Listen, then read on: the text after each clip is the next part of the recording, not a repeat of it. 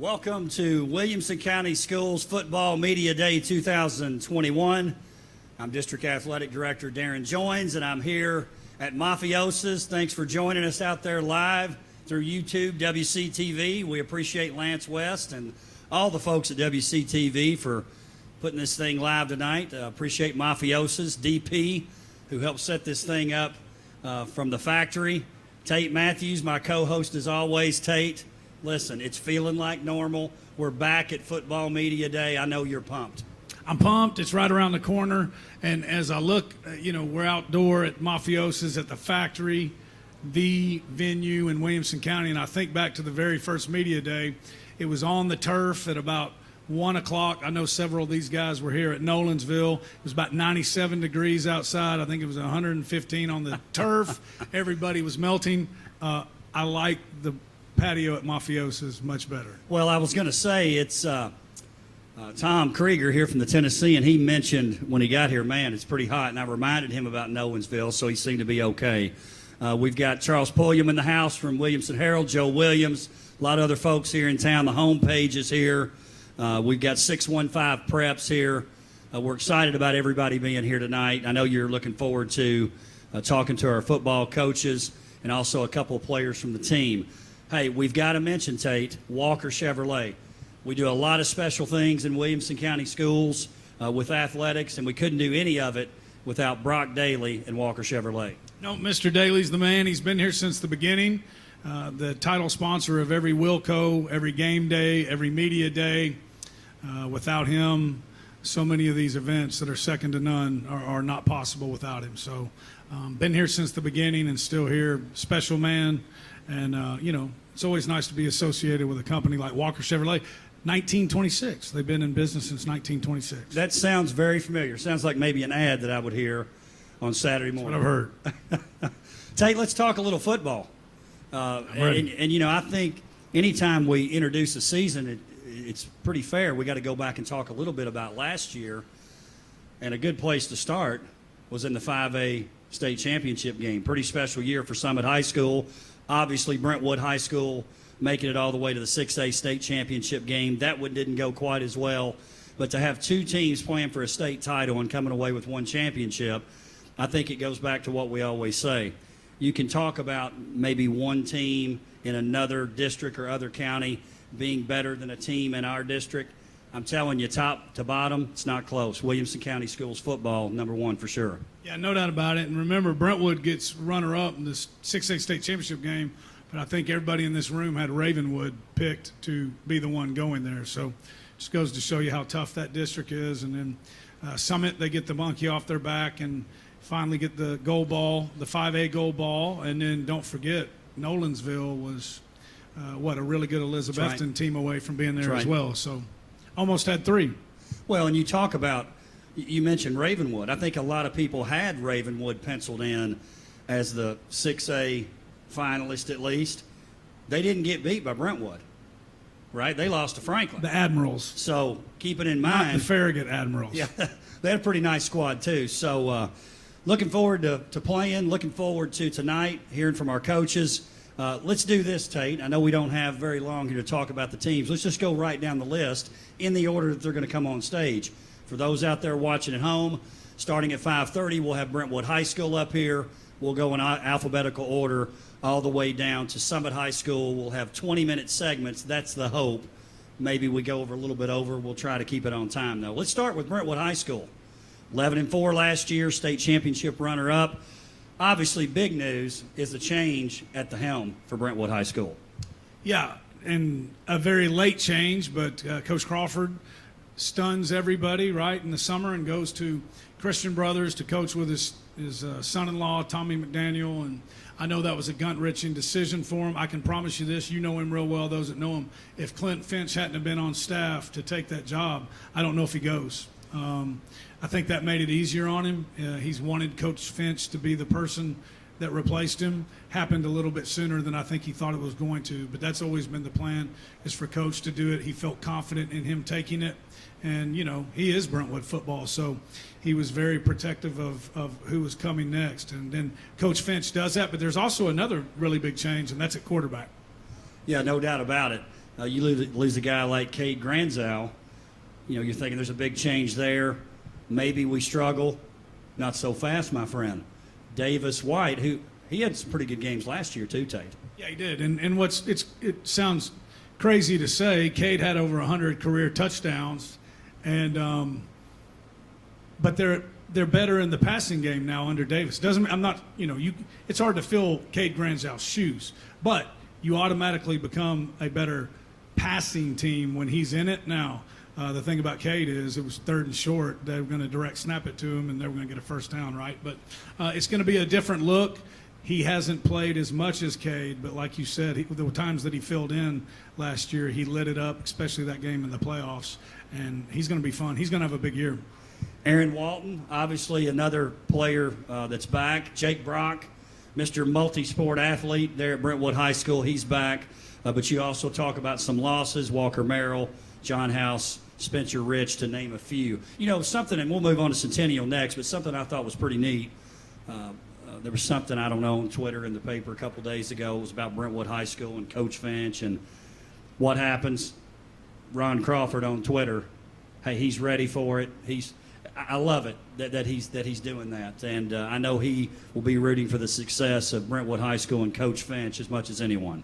Yeah, well, and he's been calling the offense the whole time. So, anybody who knows, Coach Crawford's over on that defensive side. I'm sure he checked in. He wanted to know what they were doing, but that was Coach Finch running that offense. That's going to be Coach Finch running that offense this year as well. Jake Brock, Aaron Walton will be here in a little bit too with Coach Finch. Centennial High School, Matt Kreisky, coming off a tough 2-8 season, but one thing I would say about Centennial and watching them play last year, it was obvious they struggled. It was also obvious that they were young, and you could see some improvement, and I don't think I'm stretching it to say they're going to have a shot to make the playoffs. I think that's their expectation. He's right over there. He can probably chime in if you want him to, but I think for sure that's their expectation. They were young. They knew they were young, and he's got some really good young ones that are going to be sophomores this year as well. So, that's the expectation. For so many years it's been them and Franklin, usually the winner of that game. And they were so young last year, but they got better as the season went on. I think the regular season's a little bit better, a little bit not as physical. And that's the other tough thing about that 6A region that we've got. Their non-region games are just they're brutal, man. They've had Smyrna in the past, and so definitely got better. And I know Coach Kreisky's very excited about this team. Well, he should be. And I'm sorry I didn't mention this before, but it's a good time to mention it. You talk about the league, you said usually it came down to Franklin and Centennial because, let's face it, Dixon County hadn't had a shot. But what do? Why are you laughing? I mean, it's just speaking the truth, man. No, I know. So you take Dixon County out. Dixon County appreciates it.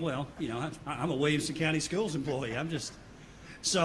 You take Dixon out, and what do? Hey, all you guys in 6A, no big deal. We're just going to add the 5A state champion, Summit High School. So to talk about Centennial and them thinking they've got a shot to make the playoffs, look on paper, I think most people would say that the top two teams, they're going to be Ravenwood and Summit.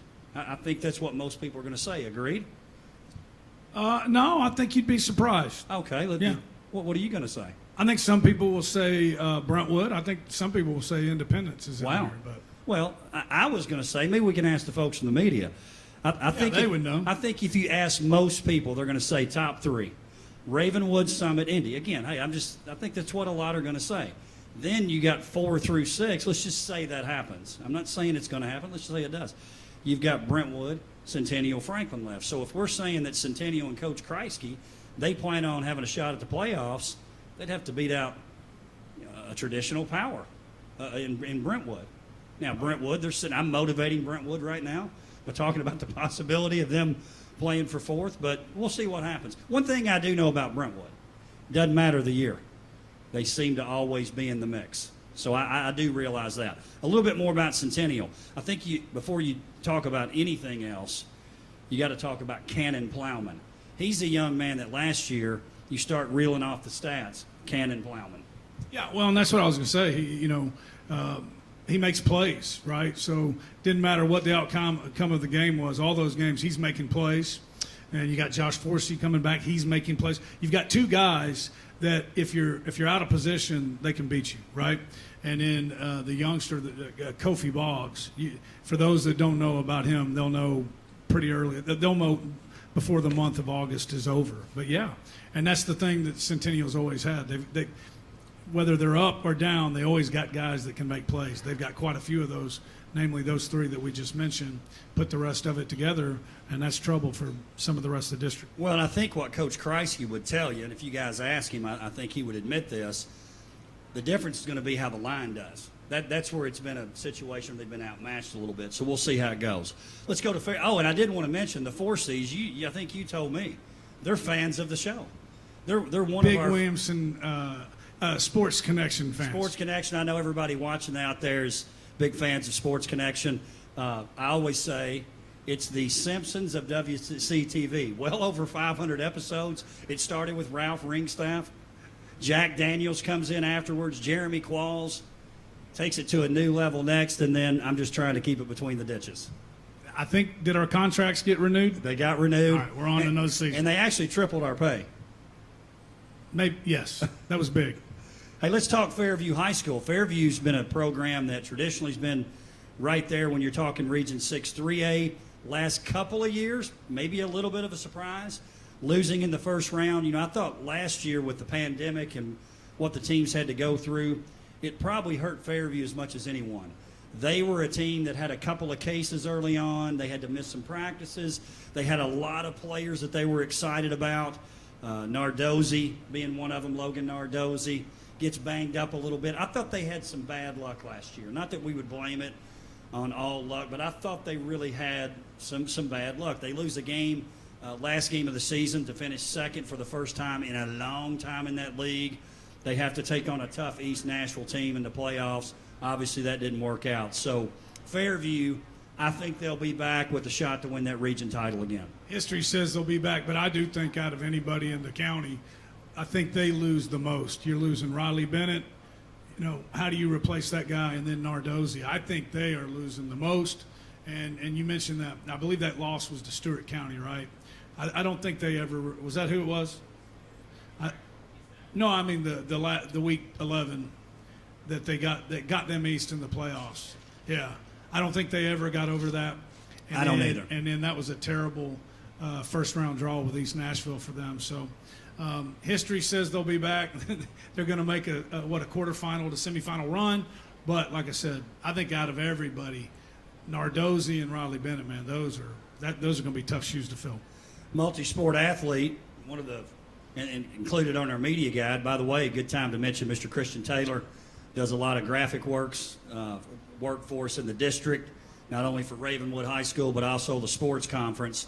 Got great-looking media guides that our folks in the media have tonight with rosters and schedules in there, so I want to thank him. But Jacob Clevenger, he's the representative on the front page there or on the cover page for Fairview High School, another multi-sport athlete, made it all the way to the state championship in wrestling. Hey, and you mentioned Riley Bennett. You notice on our sheet here, key players lost. Riley Bennett's not listed. Hey, so Riley, if you're out there watching, this list was provided by your coach, Coach Hughes, so thank him. We think you were an important player that was lost. That had to have been a typo. Had to be a typo. We don't mind giving. And the Clevenger, anytime, I don't know how many Clevengers are left, but I know Fairview hope there's a lot, because anytime you got one of them on the team, there's going to be some physical play. No doubt. Hey, let's talk Franklin High School, another team that's going to look a lot different. They lost some guys. When you take a look at especially some of the skill players, of course you got Connor Bevan at quarterback, Taylor Spirito, Mr. Everything for Franklin last year, Carson Repass, a couple big guys up front, Amsler, Mason Jones. They lost quite a bit. They also lost their head coach. Coach Donnie Webb decided to hang it up. Alex Melton, name that probably sounds familiar. For those of you out there watching, he was defensive coordinator for Summit High School, and really he was like not co-head coach, but sort of. Coach Coleman basically said, hey, this guy, he is very much head coach of the defense. He was very excited about him getting the opportunity at Franklin.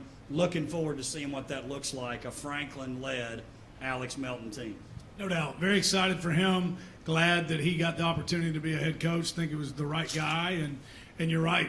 He was the head coach of the defense. Coach Coleman trusted him, been with him a long time, and kind of like Coach Crawford with Coach Finch. You know, that was something he didn't have to worry about. The other thing, Coach Melton was huge in the weight room at Summit. So Coach Coleman's obviously a weight room guy, but anytime you lose a guy like that in the weight room, that's a big loss. So very excited about him. And then you mentioned the skill guys that they're losing. You got to think it's going to be a different look for Franklin this year. I'd forgotten until I think Kreger put it in his 50 questions, but Connor Bevan led the mid-state in passing.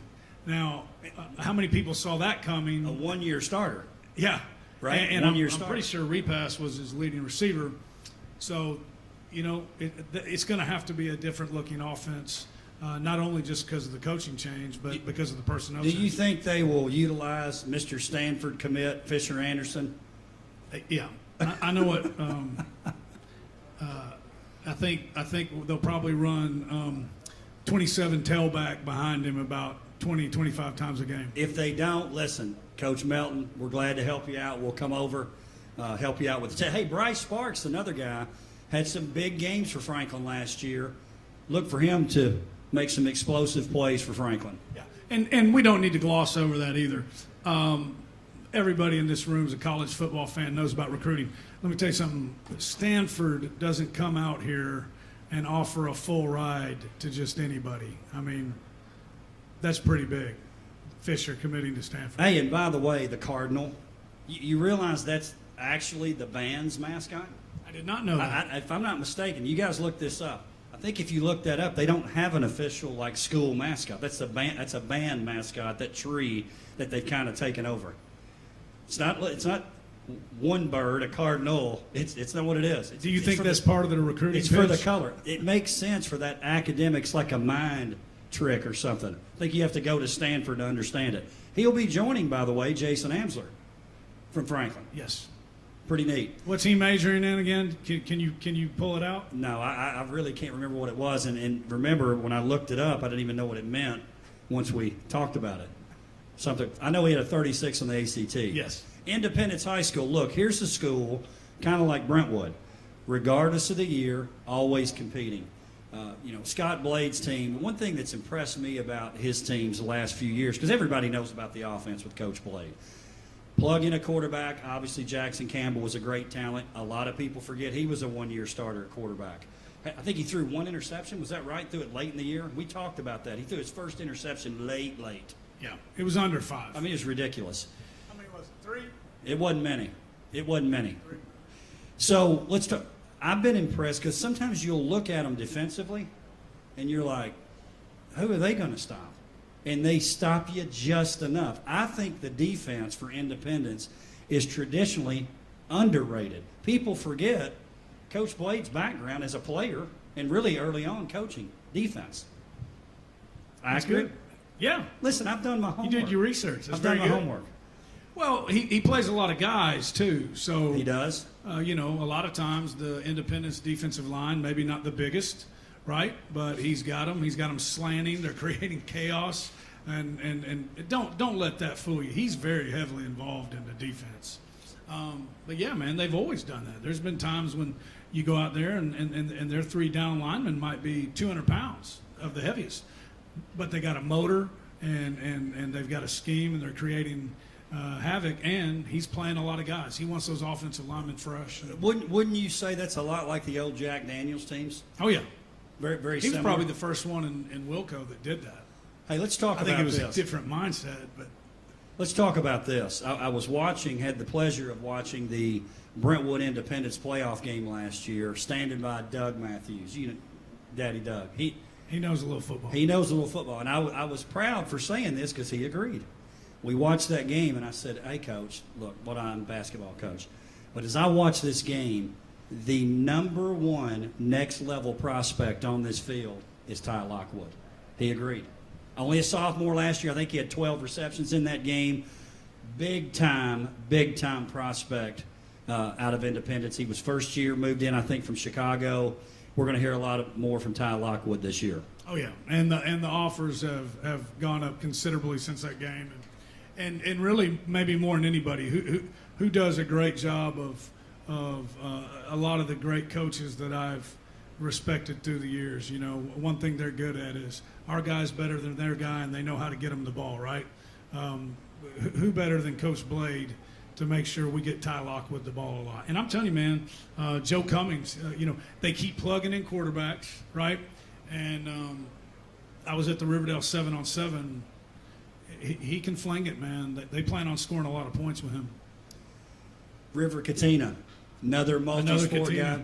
And listen, going to do a great job on the basketball court this year for Coach Mark Wilkins, new coach out there. I know the folks at Independence are going to be excited about basketball season too. Let's talk about Nolensville. Here's my question for you, Tate.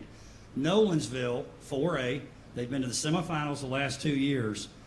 Is it safe to say that a move up to 5A may be easier? Is that possible to say we're moving up in class, but maybe the competition is no tougher or easier? I think it is in the playoffs, you know. I mean, well, let's assume they're going to make the playoffs. Yeah. Yeah, I mean, you don't have to worry about getting past Elizabethton now, right? Who's gone in 5A? Summit's gone, Beach is gone. So Henry County's still there, right? But yeah, I think that's a very safe thing to say. That was just tough, man. I mean, two really great teams. Kutris gets hurt 2 years ago, and then last year, man, that Elizabethton team, you know, we went to that game. They were really good, man, really good. Could have played with anybody that was in Cookeville. I think they could have played in any classification and been in the game, maybe Oakland, but I think they'd have scored some points on them. So, yeah, yeah, moving up to 5A might be the best thing for them. They're losing basically a 3-year starter and quarterback, but yeah, I think that's a safe statement.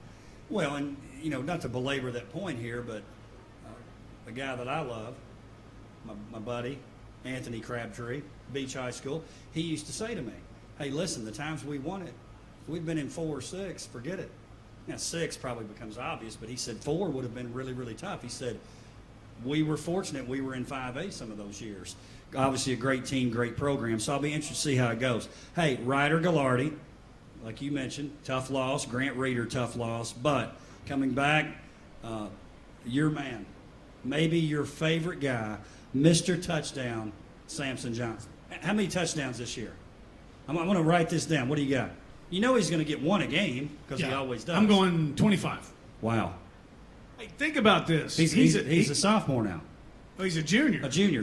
So he'll be a junior. What were his totals? Do we have his totals his first 2 years? I know he's broke 1,000 yards both years. Broke it as a freshman, which surprised us a little bit. Yeah. But he went next level, and every week you're going, yeah, Samson, guarantee he's going to score. Sometimes you would say a couple. Sometimes he did, 25 touchdowns. Yeah, at least 25. Depends on how many playoff games they have. Think about that. I wish I had his number from last year. It doesn't matter if you're playing the county dump.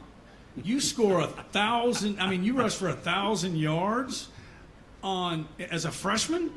That's big time in varsity football. No doubt. Hey, let's talk a little Page. Now I'm getting the sense. I've been talking to Coach Rathbone a little bit. Coach Rathbone is one of those guys. Woe is us. We'll be lucky to score a couple touchdowns this year. I can tell by talking to him. He's real excited. And one of the reasons he should be excited, obviously 5-5 last year, which I think is better than a lot of people thought they would do, losing the first round of the playoffs to a very good Hillsboro team. He's excited because of Jake McNamara. He's really excited about him, obviously big-time prospect, Power 5 kind of guy. I can tell by talking to Coach, he thinks it's going to be a better year. Hey, he may be happy that they're getting rid of Summit. Nolensville moves in, which is going to be a nice little rivalry, right? But I can tell he's excited. I really can. Yeah, I think so too. And McNamara is a big part of it. And he told us that when he first got there. Watch out, this guy's going to be really good. Tom and I talked about it. I think he might lead the mid-state in passing this year. He's that good. I think they're going to throw the ball a lot. And he's good, man. I mean, he's really good. He is, and I think Coach Rathbone is an underrated coach, to be honest with you. He's a guy, and maybe part of it's his personality. Doesn't want a lot of attention drawn to him. But I'm telling you, that guy does a solid job, and he is really, really, really excited about this team. And like you said, I think he's got a lot of good reason to be excited. Yeah, he's a no ego guy. He doesn't want to be up here right now.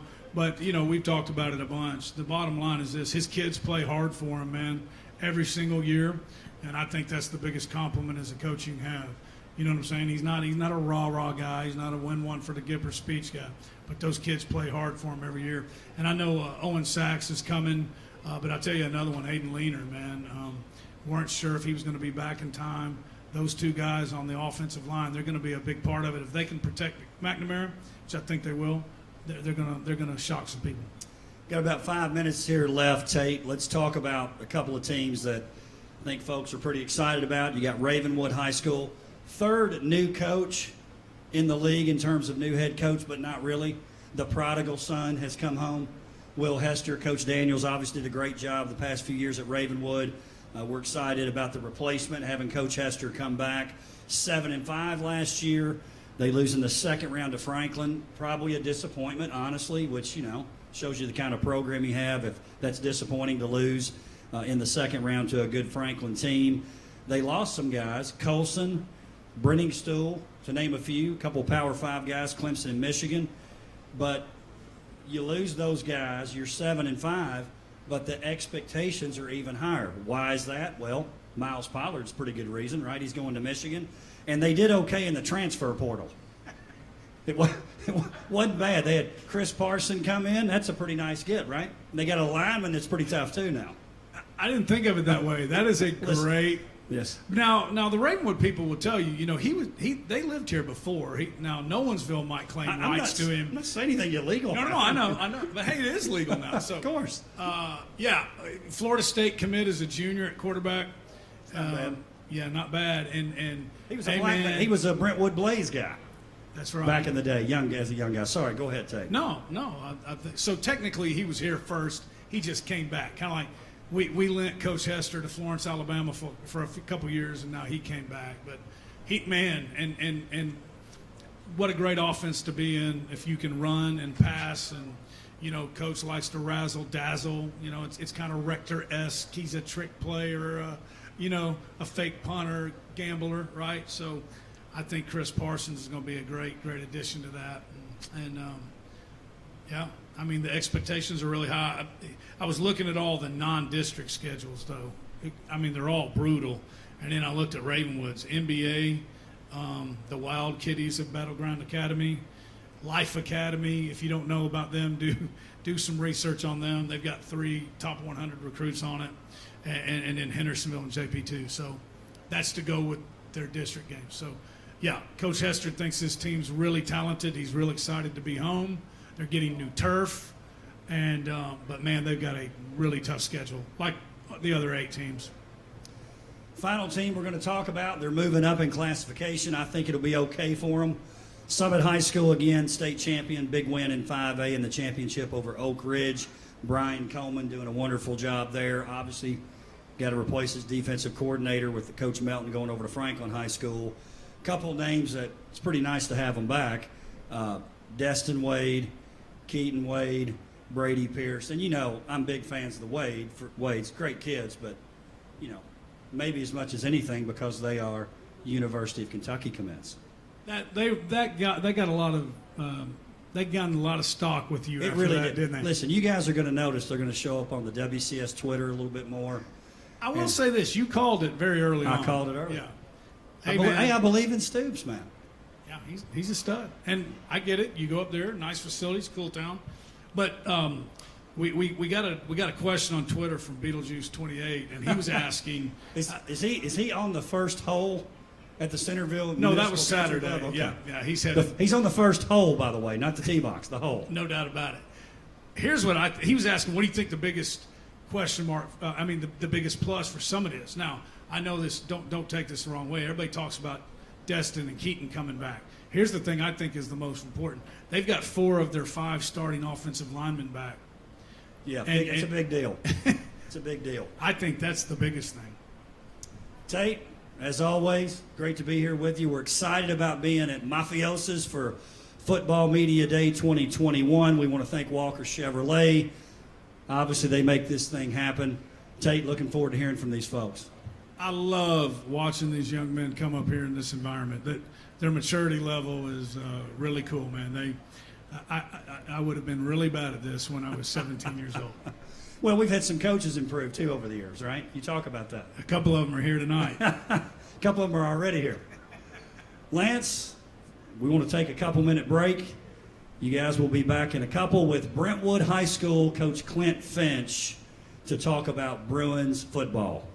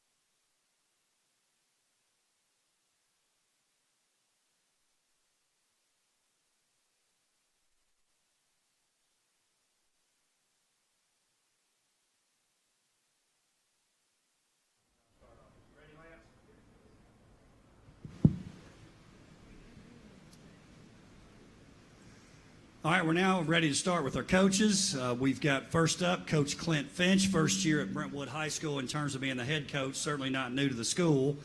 Coach Finch, if you'll introduce who's with you tonight, make an opening statement, and then we'll open the floor up for questions with our media. Thank you for being here. No, thank you for having us. Let me start with my left. On my left is Aaron Walton. He's a senior H-back, played for us, has really essentially started since his sophomore year. Aaron last year had 72 catches and broke, what is 72?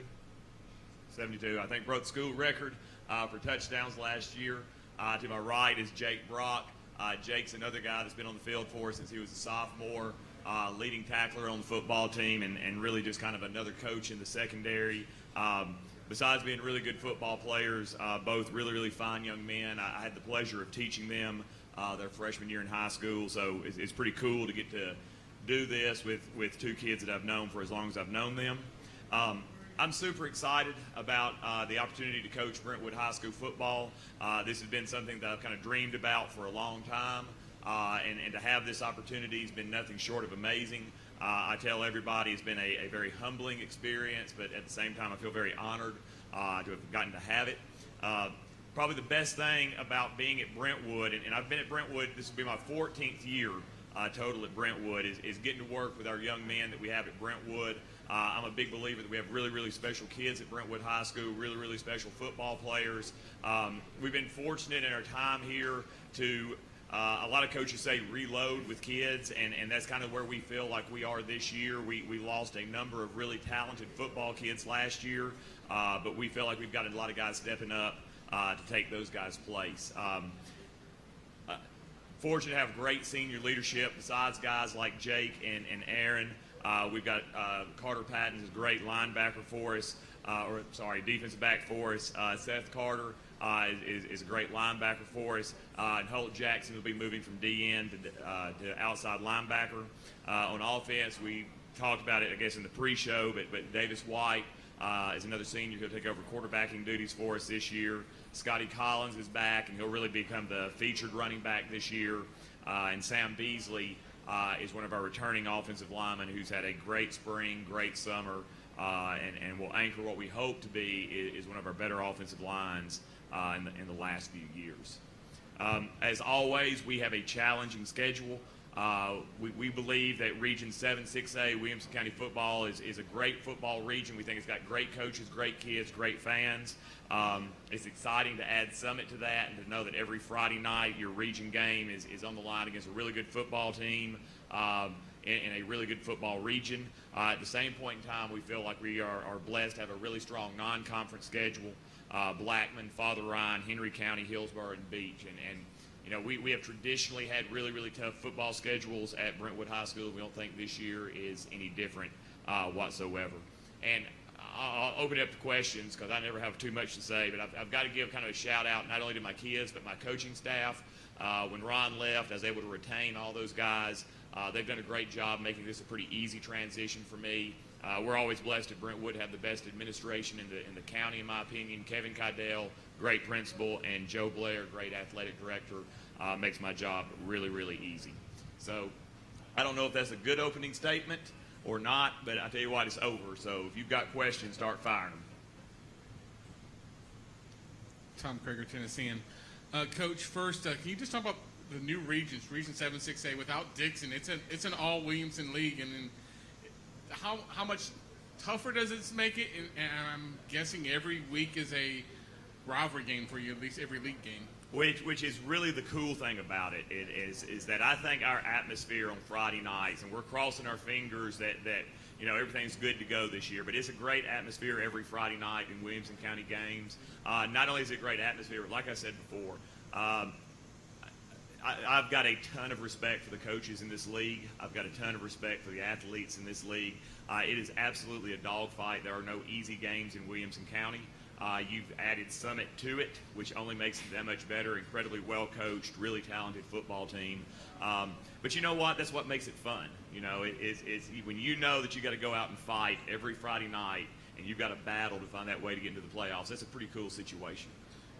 We talk about who you lost. When you talk about Kate Granzow, Walker Merrill, and House and all those, but y'all played a lot of players last year, especially in that, I'm thinking about that playoff game when you had all those guys traced, and then your quarterback gets hurt. I mean, you got to feel like, there's a lot of new faces, but a lot of them saw time on the field. Yeah, so one of the things, and I'm going to use a Ron Crawford quote here, is that we're a developmental football team. And so to pretend like losing a Cade and a Walker and a John, to pretend like that doesn't leave a void would be just pretending. It does. But what we feel like we do a good job of, and especially our kids do a good job, is every year stepping up to replace those voids. We're going to lose a lot of good seniors this year, and it's our job as coaches and it's our players' job to step up and take those kids' place. And we were fortunate that we were able to play a lot of kids. We're a two-platoon football team. So we take a lot of pride in getting kids ready to play the next year. And the last question for me, for the players, what does it mean for you to now be in a league where every time you play a league game, it's going to be someone in your own county? Probably on a lot of occasions, you're going to know most of the players on the team. What's that going to be like this year when it's especially when you add Summit? Sorry. I mean, we're all really excited. We've grown up playing these kids since middle school, and we're just really excited. It's another opportunity to get better every day and every game. And I don't know, Friday night atmosphere is just unmatched, and the fact that we know all of these guys and that we've grown up with them makes it really cool and special, I think. And just makes us better every week knowing that we got a good game every Friday night. Yeah, Friday nights at James C. Parker Stadium are unmatched, so I mean it'll be fun to play against these kids that I've been playing against since middle school and playing them in basketball, baseball, all the other sports, so it'll be fun. I'm excited. Coach, Brad DeShield with the Dash to Sports Network of Independence High School. My question to you, Coach, first is, how big is that transition? You've been offensive coordinator, and I might say you've called some good plays, so we know that very much. But anyway, talk about the difference in that transition from being an offensive coordinator. Now you're the head coach, still probably dabbling in that offense, I'm sure. But how do you give that up? How does that work, and how is that working right now for you? So, I was blessed in that Ron really did a lot to kind of help prepare me to get this job, and that's been a tremendous blessing. I mean, I tell him all the time that I got the job because he believed in me and he trusted me to do it. you just go from being in a situation where you've got one side of the ball that you're focused to, you've got to focus on everybody now. And that's fine. I really enjoy that. Again, what's made it easy for me is I have a great coaching staff that I have a tremendous amount of trust with. I have guys on there. Steve Brock is with me for 7 years. Charlie Sanford for 7 years. Gabe Evans for 7 years. My defensive coordinator's been with me for 4 years now. So to have that trust in my assistant coaches makes it a lot easier to know that I got good guys handling it. My buzzword is that this job is relentless, right? It just never stops. And that's a little different. That the phone doesn't stop ringing, the texts don't stop coming in, and the emails don't stop coming in. But again, to have an opportunity to lead a program like this, it's pretty cool when I can keep this thing on the road and going in the right direction. It's been a lot of fun. Yeah, looking forward to playing you guys again this year. It's always a that good game game. is always just It's can't always even bar a the good door, one. right? 10 times since 2015, 5 wins for Brentwood, 5 wins for It Indy. just So it's doesn't pretty matter good. what the records are. No, You just throw absolutely it out. not. For the guys, first of all, congratulations, team leaders, being senior. Congratulations on being here. Okay, cover your coach's ears, okay, and tell me maybe something that you really like about your coach, the new coach you've got now, because Ron's gone now. So, and then maybe something that's different, not bad, different, something that you're like, oh, he's doing this different, whatever. That may be a tough question, but he won't listen, I promise. We have practice at 7 in the morning. Be careful. Coach Finch always holds us to high expectations. He always talks about our standards and how nothing changes. And to be honest, I haven't really felt a change since we switched coaches. Feels the same old Brentwood. Yeah, I mean, obviously, for anyone that knew Coach Crawford, his personality and his fire and everything about him. But I mean, I like to say that he was kind of our rock in our program, and him being gone, it hasn't really changed a lot, I think. But we just needed to all do our part and be like a pebble to build that rock back up. And Coach Finch, when he came in, the first thing he said to us right after was standards over circumstances. And we've been living by that every day. And this any adversity that it hits, we go through a lot of adversity. It's just another circumstance that we got to overcome. And I really like that. And I don't know, Coach Finch has been awesome. He's always there for us. We call him Dad. It's kind of funny because asking us questions over there, he's like the overwatcher of all of us, and just make sure we're always good, always take. Devin Reed, saw some time last year at tailback. He's moving to more of a tight end / H-back position for us. So they're all returning. The O-line, we got Donovan Smith, who saw some time last year. We got both Keegan and Jeremiah Scruggs, who are going to help us both on the offense and defensive line. They primarily were defensive guys last year. They're going to help us in situation times offensively. New guy to the offensive line is Alex Melendez. Melendez has worked extremely hard this offseason. Again, looking like they mentioned earlier, we're a little bit undersized up front, but we've done some things as a coaching staff on both sides of the ball that we feel like is going to help benefit us this season and with this league.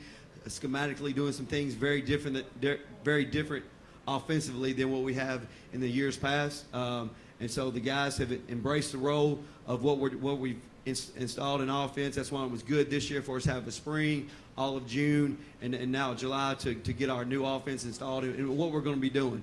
So we're hoping offensively we'll have a little bit of advantage of helping us out with our undersized linemen. And it's definitely going to help Josh out with what we're doing, and motion and some of the things with getting Cannon the ball in space and things that we're doing.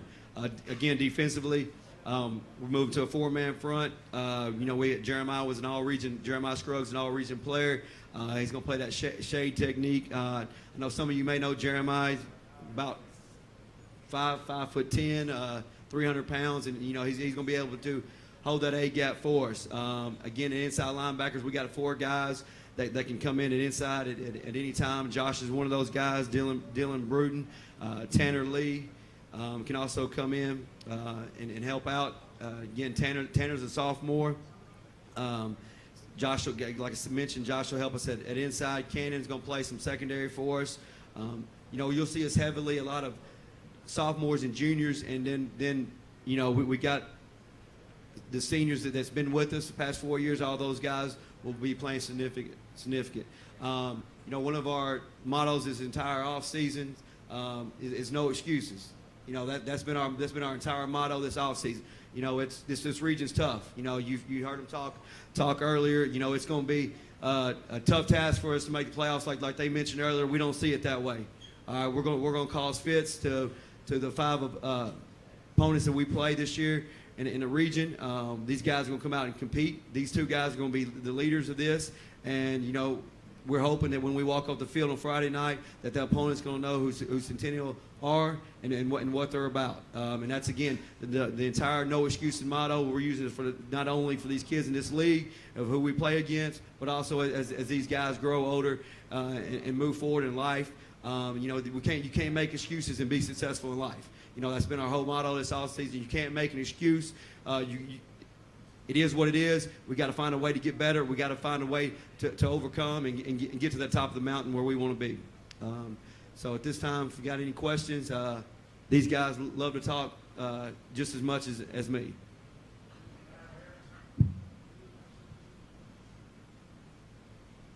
All right. First question I got is to Josh and Cannon. Talk about, like, every opponent you faced in here is in the county now. Does it help you or hurt you that every team can know what you like to do on offense or defense? Did you say, can you repeat that for us? Oh, okay. Yeah, I said with every opponent you're facing in region is in Williamson County now, do you feel like familiarity they have of your offense and defense helps you or hurts you? I'd say, you know, they know we can do, and we're going to do it every Friday night. You know, we got guys that can play, and then they're going to watch film on us no matter what. So, you know, we're going to come out there and give it to them. You know, if they know what we're going to do, we're going to do it. So it doesn't really matter if they know what we're going to do. It's just how they're going to stop us. Adding on to that, like Coach K talked about, this offseason we kind of changed up our offense and our defense, so they can watch the film from last year, but it's going to be a little bit different this year, and we have confidence in what we're doing, and we're going to go out there every Friday night and do everything we can to win, no matter who we're playing.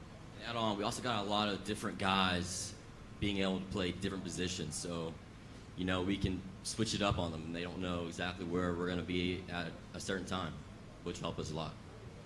Yeah, and I like to piggyback off that too, like what Cannon said. You know, and last year we pretty much had just one set of stars. This year we've got at the receiving core we can play 6 to 8 guys this year. We haven't had that in the past 2 years.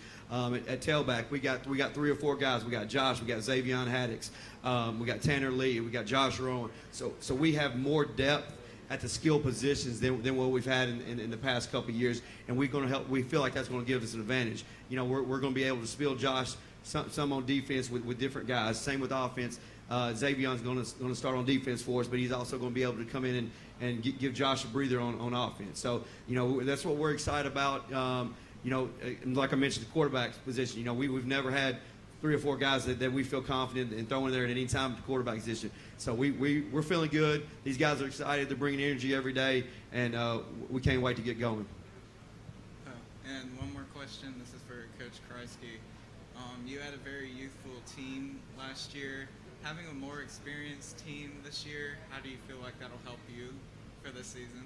I think it's going to benefit us greatly. You know, I tell these guys all before. You know, when I first got into coaching, I was a part of a team that was 2-8. The next year, we had no stars, nobody on that team that was going anywhere. They won a state championship. So anything can happen. These guys bring the energy every single day. They do everything that we ask them to do, and they're ready to make a statement in Williamson County that we belong in this league. We're supposed to be here. We're not going to make an excuse, and we're going to come ready to play every Friday night.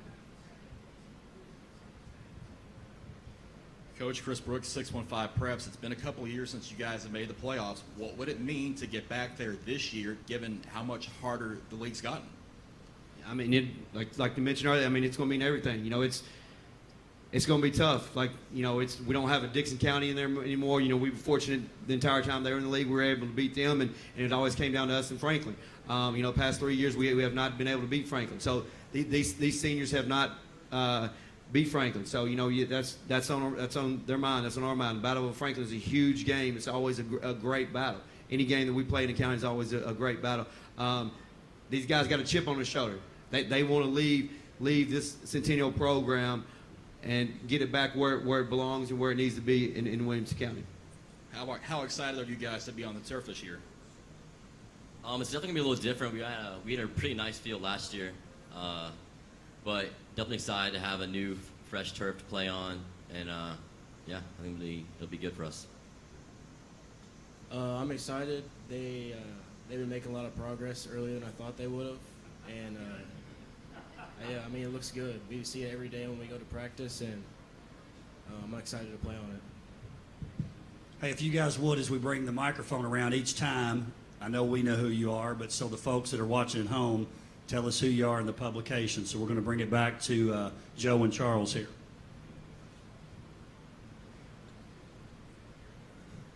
These are my two favorite guys right here. They take care of me. Thank you, Joe Williams, Williamson Herald. Coach, I know you're excited about the turf. I was up by there the other day. I guess my question is, are they going to get done in time? Yes, the turf will be done in time, right, Mr. Joynes? But yeah, they, like Cannon just mentioned, they came out this week and they started laying. They're almost, when we left today, it was almost about midfield. So we're hoping the next day, guys told me, once they get going, it's going to take them 10 to 14 days. So we're hoping by that first week, because we open up at home against Overton on August 20th. So it's going to be done, and these seniors can't wait to get on and play that first game. And guys, what's it going to be like as the seniors to be part of that first group that plays on a facility that is finally upgraded to where it should have been years ago? It's definitely quite exciting. We got a new locker room as well. It's really nice to have some nice, clean lockers, and also to be able to play on fresh turf, which will be a good experience for us.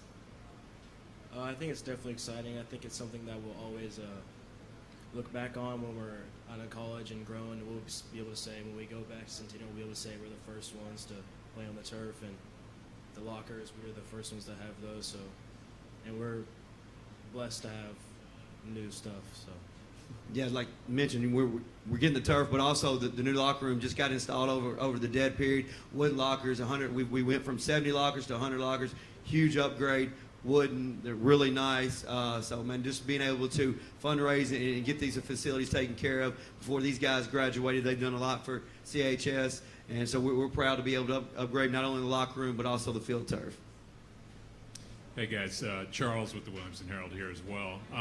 Want to know a little bit more about it seems like we're hearing chip on the shoulder, things like that. Talk about the culture of the program here, what you guys are trying to leave, especially you seniors here, and just that shift overall it seems like we've been seeing and building up to for this year. Yeah, definitely in our senior class, we stuck together. We lost a couple guys over the season. People left, people joined.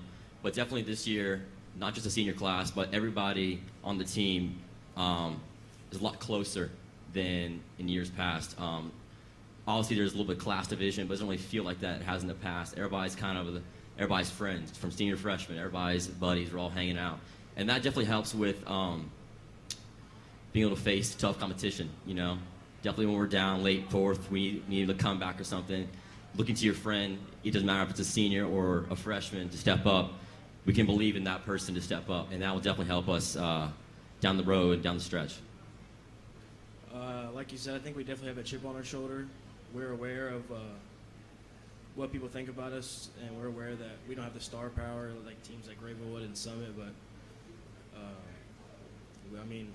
we're going to go out there every Friday, and we don't really care who we're playing.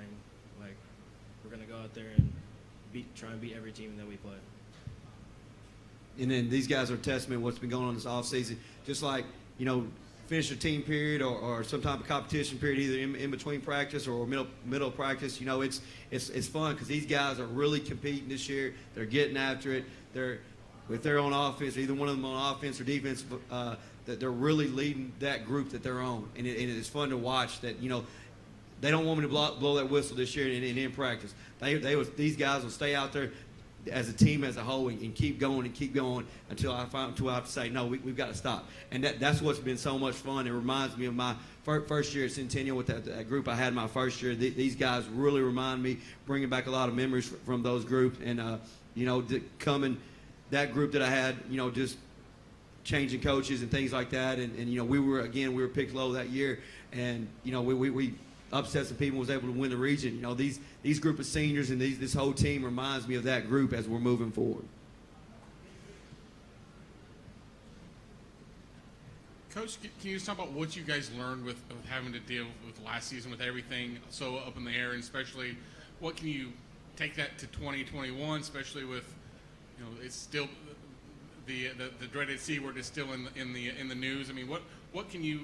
I mean, we know a lot more, so you got to feel a little bit more ease that everything's going to be okay. But what did you learn from it? Well, I'm a big schedule guy. I like to make my yearly calendar in February. I like to make my practice plans a week in advance, so all the coaches have it, so everybody knows, the parents and everybody knows what's going on. I learned how to adapt with change. I learned how to an hour before practice, I may have to change the entire practice schedule. Just being able to get these kids out on the practice field last year and practicing was a success. We maybe not had a successful season, but those seniors being able to play last year was a success.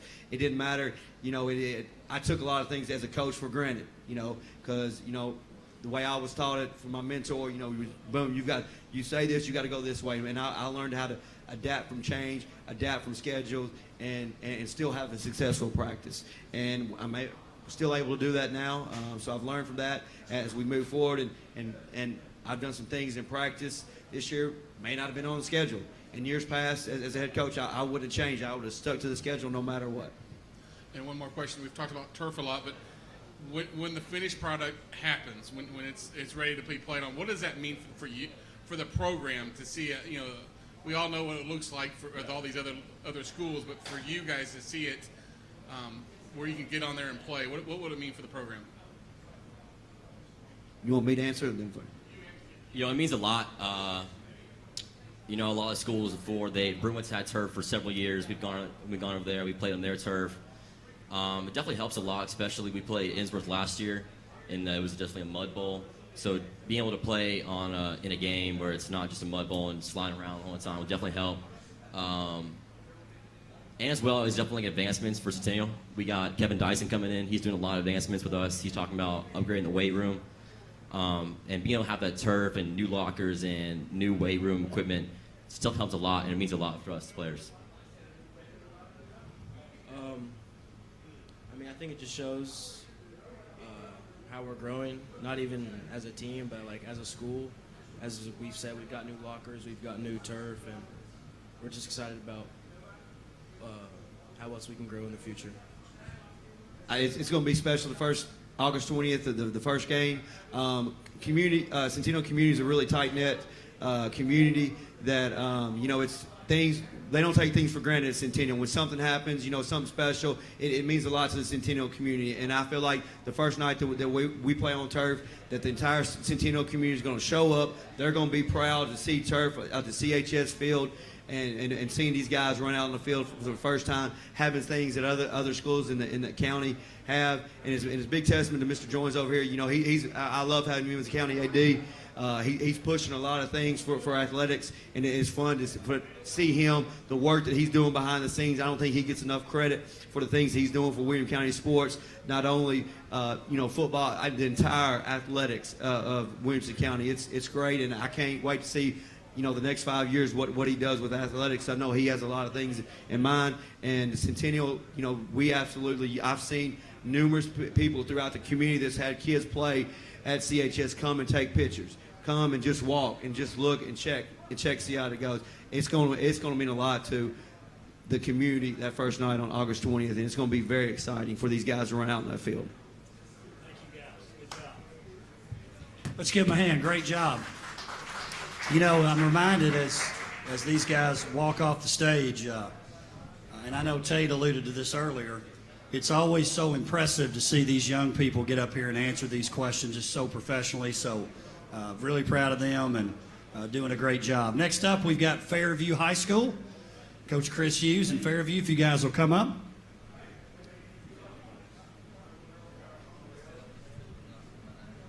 Coach in the middle here.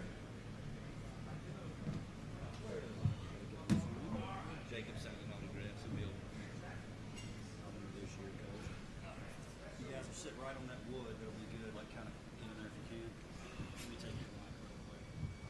right, next up we got Fairview High School, Chris Hughes. It's interesting to me, and I mentioned this earlier, Fairview finishes 7-4 last year, and, most people would say, okay, that's okay. They ended their run in terms of winning region championships, and I know Coach was so disappointed about that. It's pretty interesting. You can be devastated and finish second.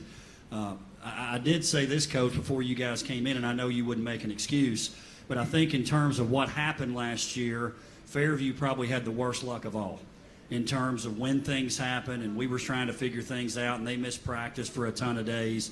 So, honestly, when you look at that 7-4 record, I think if that's a normal year, it looks a lot different. So I did want to say that when they came up, and again, I know Coach Hughes won't make excuses, but I think it's important to mention that.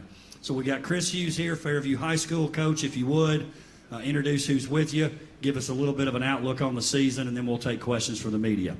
Well, I'm glad I didn't have to make an excuse since Darren made one for me. I appreciate him doing that. We should have won the region. There was no excuse.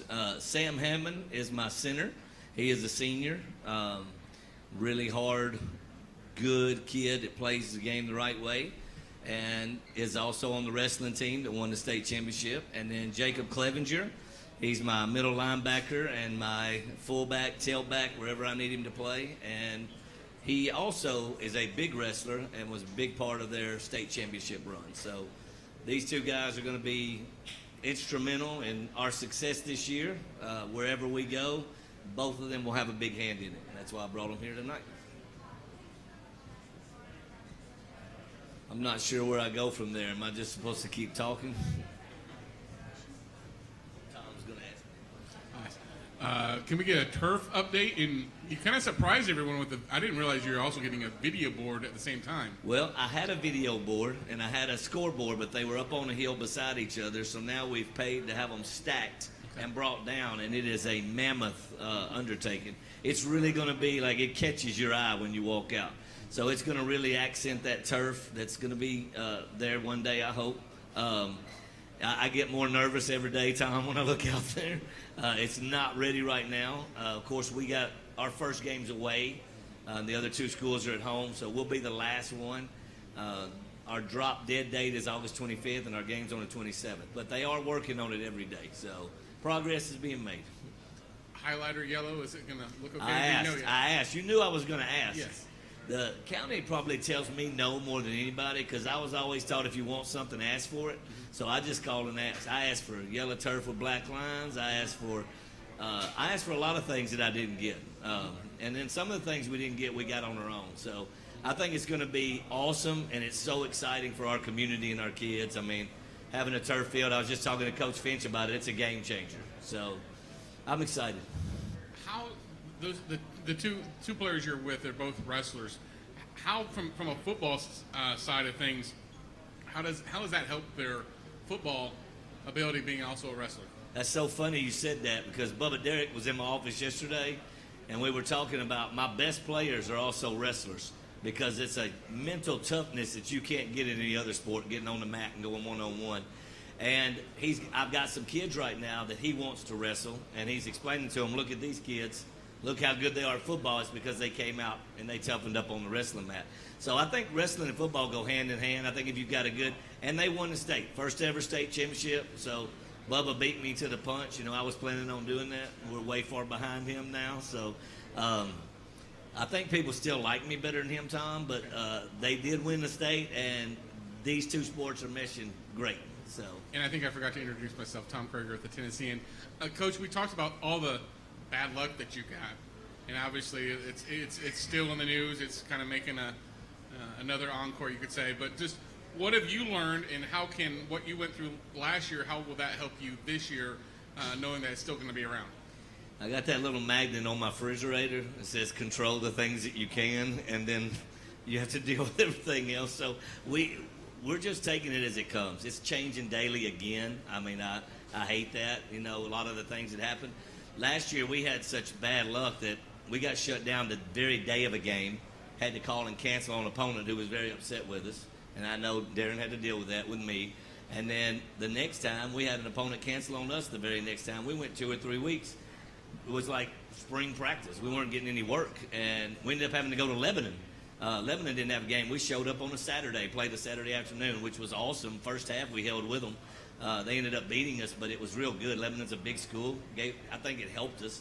But I feel like because of everything they went through, and I'm just talking about my team, there's a little bit more burnout than normal.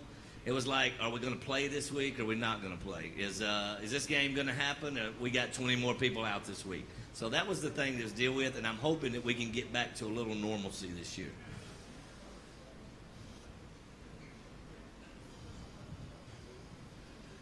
Coach Brad DeShiel of the Dash to Sports Network covering Indy football. We don't play you guys, but I do follow a lot of the county schools, and you guys are fun to follow because if you get beat, I'm like, what happened? I mean, it's kind of like you guys just don't lose a lot. I do the same thing. Well, I bet you do. Anyway, my question to you, and also to the guys, talk about that opening game. I mean, it's, the battle at 840. Who do we play week one? Some team called Page. Oh, Page. Yeah, Page. All right, that's right. So that's always the big game. So let's is. talk about that a little bit and how that's been a rivalry and what does that mean to the players, to the team, and to you?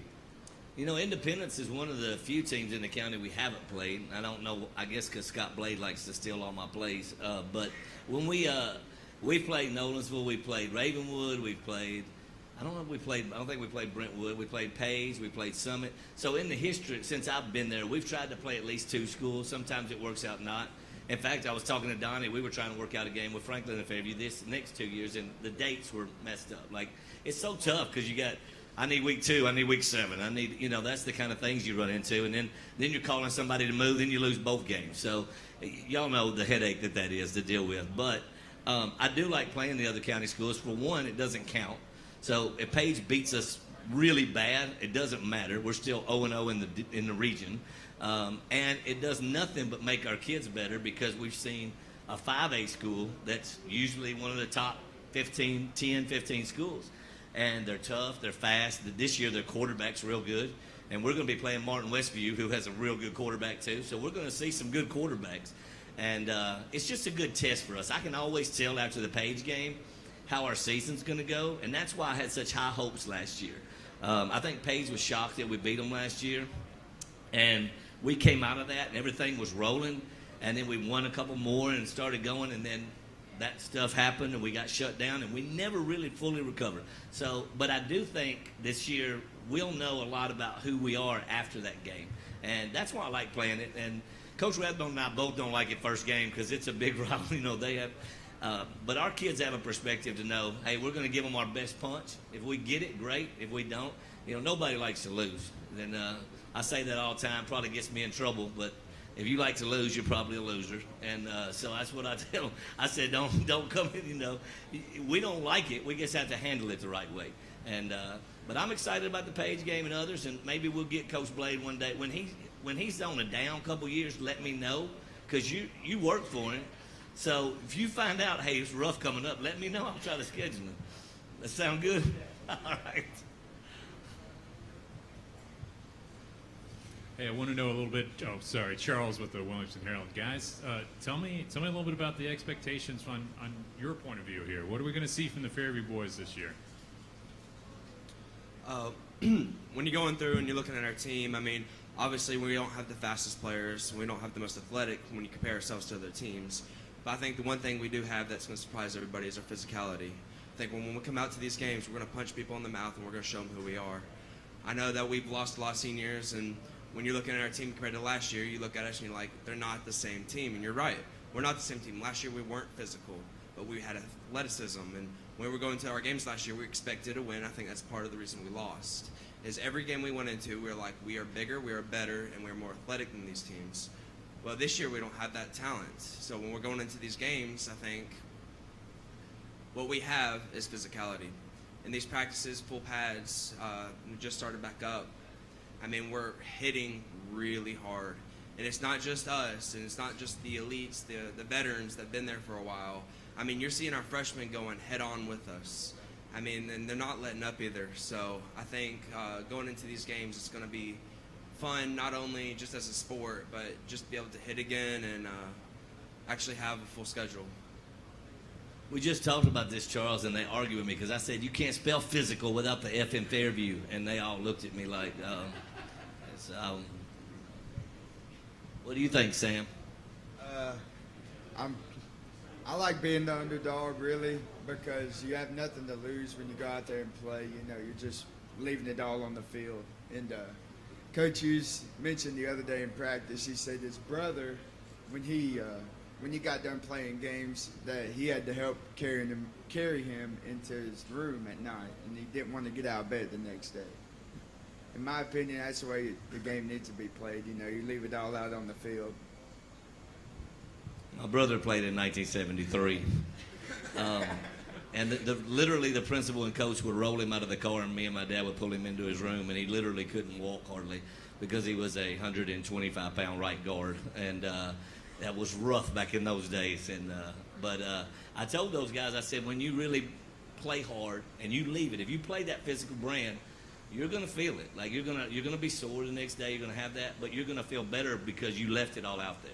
And I think Jacob and Sam are two of the reasons that our mental focus this year is really on being physical. Probably be a lot more of a pound-it team than a throw-it-around team. And young quarterback, with whoever starts at quarterback will be young because they haven't started before. And some good receivers, but I think we've got some big backs and a line that'll fire off the ball. So I'm interested to see that, and I feel like defensively a lot of people returning that like to hit. So we'll see how it ends up. And got some scrimmages and a couple more weeks to get ready before we have to face Page. Coach Joe Williamson, the Herald. Just wondering, who set your region schedule for you? You know, me. The region schedule was set up with, it's so weird, like every region's different. You know, we started, this is a brand new region. Right. We got White House Heritage, White House, Waverly, never been in, so they all had this way of doing it. So we really did a blind draw. And then if you notice, I got like 4 away games in a row. I feel like we're going away. There's no, homecoming is October 22nd. You know, it may be snowing at our homecoming. So we've had it canceled for rain, but I don't think we've had it canceled because it's 15 degrees outside. But next year, all those games will be at home. So it'll be a long home stretch. And in 2 years' time, I'll try to fix that. I apologize. You're not the only one to yell at me about that, though. I'm not yelling. So, I'm just sitting here looking. You travel to Cheatham County, White House Heritage, go back to White House next week. Camden, you're in there in the middle of it. It's not a regional game, but it's still a. Do you want to know how many miles that is? Yeah, I was going to say. I was going to ask the guys. So, what are you going to do with your frequent flyer miles? Is this like spring break for next year? Because you guys are going to roll up some mileage. I think it's going to be a little rough to start out with. I mean, normally we don't play our best when we are away, but I think we're going to be able to fix that real fast. I mean, it's all about the mental attitude. Because, I mean, being away from home is a big difference. But, I mean, being home is no different because we're getting a new field. So playing on that new field is a lot different than playing on that grass.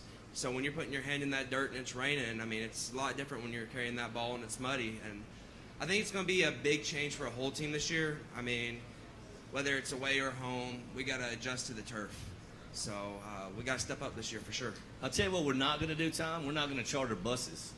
I've done that twice, and we got beat both times when we were a heavy favorite. They will ride in a hot school bus with the windows down all the way to where we're going and get off mad because we got off sleepy and full and played like that. So that's not going to happen again.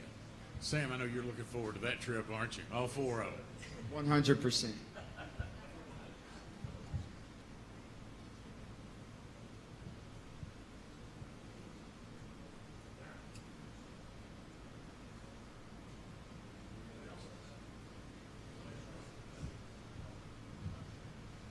Charlie Bateman, Williamson homepage. Coach Hughes. Charlie, you know we're in Williamson County. Did you know that? Yeah, I know that. Okay, all right. I want to make sure.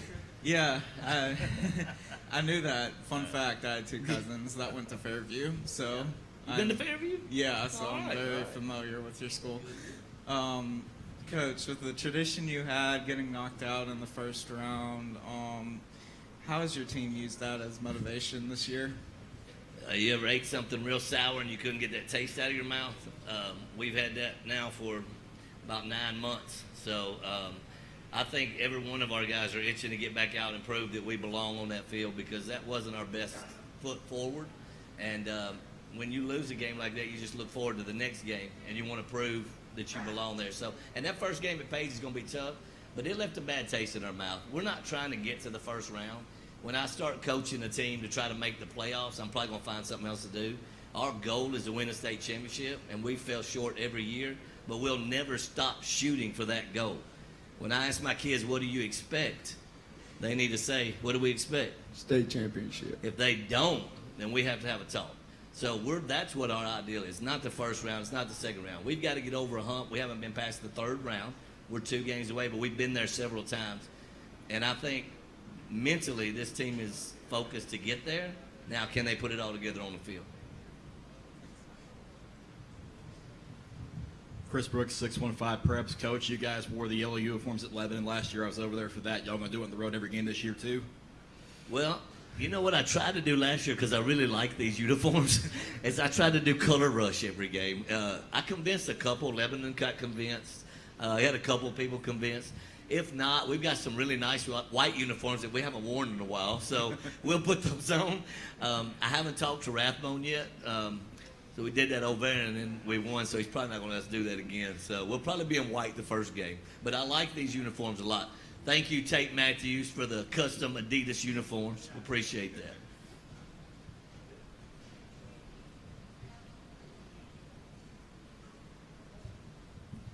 Any final questions for Coach Hughes? Thank you. Appreciate it. Good job, guys.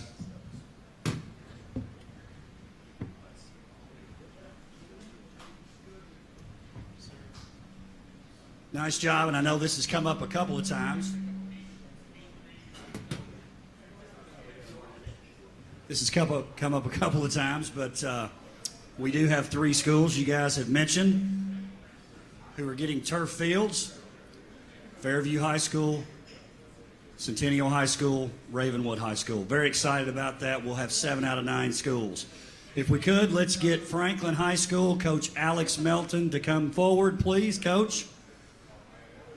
Guys, let's get one of you on each side of Coach. You could sit as close to this wood as you can, Fisher.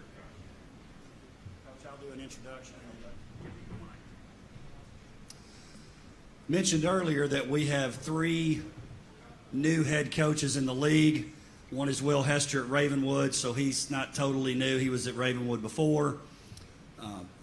Alex Melton is another one of those, taking over at Franklin High School this year, but he's not new to the league, as most of you know. Defensive coordinator at Summit High School, and Coach came in and did a Sports Connection show with me a couple of years ago. It may have been last year, actually, and we had talked with Coach Coleman and Coach Melton, and at that time, Coach Coleman said, believe me, this is a guy that's ready to go. He was very much the head coach of our defense, just like Coach Finch has been the head coach of the offense at Brentwood High School. Of course, Coach Finch is the 3rd new head coach in the league. So, Coach, if you would, introduce who's here with you, and then make an opening statement about your expectations for the season. Then we'll take questions from the media. Coach Alex Melton. Thank you, Darren. We appreciate it. On my left, Bryce Sparks, senior this year, tailback. On my right, Fisher Anderson, offensive tackle. So we're excited to be here. Along with Franklin High School and Centennial, we represent the Franklin community. I know we're rivals, but just also while I'm talking, I want to say thank you to Centennial. They fed the guys the other day, just for some recent events we've had going, so we definitely want to give them a shout out, and we appreciate that. Ravenwood High School today had sent the Kona ice truck over for the guys in honor of some events that we had occur recently, so we want to tell them thank you. It's great to be in this county. There's rivalries. The competition is fierce, but there's also a sense of community, and love in the county. So we really appreciate that. So on behalf of Franklin High School, I'd like to say that and show our appreciation. And all other coaches in the region have reached out. So it's not just those 2, but the kids. It's a great example for our young men and for the young men of those schools to see others reaching out, the thoughtfulness, the care, that type of stuff. So we really appreciate that.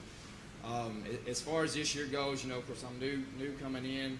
We retained some of the staff. We brought in some new staff. So we're constantly evaluating, just like you do every year. We're evaluating our kids, learning what they can do, what we still need to work on, and that type of stuff. So You know, big graduating class last year. You know, you look at this team last year. Not going to talk a lot about last year, but they went to the quarterfinals. Had a great run as the year progressed. You know, they did a great job of continuing to get better. They had a great run. They had a big win in the second round to get to the quarterfinals. So, you know, trying to build off that. The thing about graduation is graduation happens every year, right? So you hope you have your program. You have to work to have your program in a spot where it can overcome graduation, because it's going to happen. So we've been working on that. We'll continue working on that. We've got some great seniors. We've got 19 seniors. These are 2 of them here. You know, they've done a great job of leading not only on the field, but off the field. You know, over the last several weeks especially. So, you know, I'm not going to mention all of them, but we've got a great group of seniors and some underclassmen that are, you know, a lot of those guys haven't played, so they're, you know, through the spring and so far this fall, as we're getting pads on and things like that. A lot of this is new to them, so we're constantly working through that. But we're excited for this season. We're going to continue to work hard and try to progress and get better just each and every day. So we'll open it up for questions. If you guys have questions for myself or for one of these 2 young men here to my right or left. Hi, Coach. Scott Burton, 615 Preps. You talked about the graduation of so many seniors. Looking at it, maybe with the exception of one game, you scheduled quite a tough schedule this year. Is that by design to kind of throw your team into it? Well, the schedule's done. They do that every 2 years. So, yeah. So Coach Webb set this one up. But you know, the bottom line is this. It gets hard to schedule sometimes. You know, in this county, it's tough. So you know your region schedule is going to be tough. But the teams are so even, and it's such a good reputation in the county that sometimes it's hard to find games. So you have to schedule those. Obviously, we open up first week with Riverdale. No easy contest there. Page is another one that we've got. So it's a county game, not a region game, but a county game. So obviously they'll be very well prepared, as they always are. Stewart's Creek's another good team from Rutherford County that we got to play outside the region. And you got McGavick and then Nolensville. They're always very well coached, well prepared, and they're going to be ready to go too. So, you know, you're right. It's going to be a tough non-region schedule, and the region speaks for itself. So we're excited about having the opportunity to play those, and you've got to approach it obviously one game at a time, trying to get better each and every week. But Thank you. Yes, sir. Chris Brooks, 615 Preps. Bryce, this is for you. You get to run behind this guy a couple of seats over from you for one more year. Talk about his impact on the offensive line and on the offense as a whole, if you would.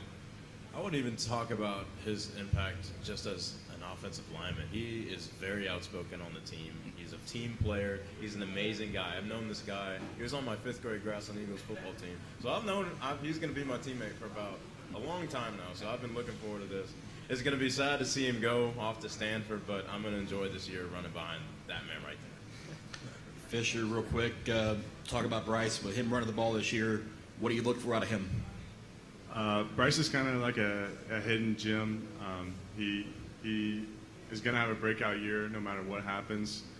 It just depends on how big it's going to be. You know, it could be something where he breaks records this year, or it could be something where he just, you know, achieves his dream of playing collegiately. But I know that this is going to be a crazy year where pieces come together for him. All right, Coach Melton, your first season in 6A, coming from Summit on 5A, what have you learned about 6A that you may not have learned before, and what are you hoping to build on to get Franklin going far in the playoffs? It's a different animal. You know, we've been there before at Brentwood earlier in my career and things like that. So it's, you know, just to briefly talk about Summit, they're moving up, but they're ready to move up, right? It's a great group they have there to be able to step in this year. So it's going to be tough. You know, having been in the region, and Coach Coleman did a great job of scheduling those teams, so we got to compete against. We've competed against.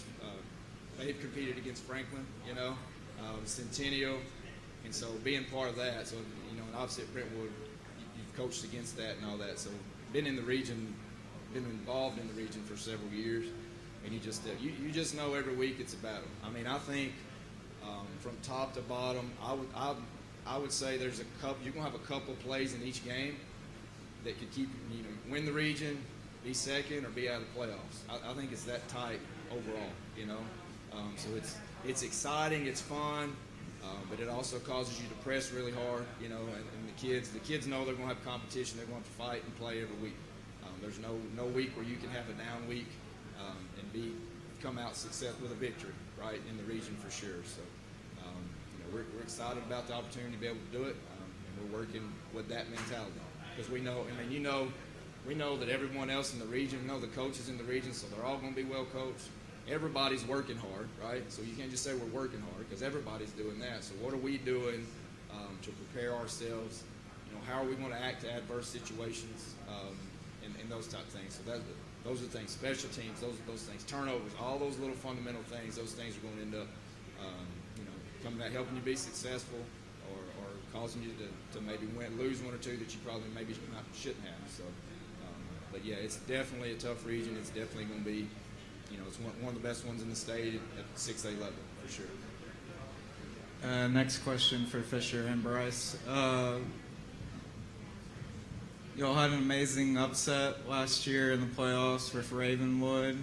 How do you feel like that win has carried to your desire to make sure you go far in the playoffs again this year? Well, I'd say that it's basically proven that last year, you know, we were playing like an average team, and it just proved that when we are playing how we should be playing, which is a great team, then we beat great teams. And you know, coming in this year with a lot of those guys, those key players, gone now, most of them playing, you know, somewhere in college. We know the possibilities. It's not like we're dreaming for something that hadn't been achieved. We know that's a stepping stone to get to the state championship. I think it comes down to what we know, what football we should be playing. At some point, it should be no surprise that we can beat some of those teams if we play at a caliber that is higher than what we played at earlier in the year. Because nobody picked us to be Ravenwood. Nobody on the media picked us to be Ravenwood. But at the end of the day, that doesn't matter. If we play our ball, I firmly believe we can beat anybody.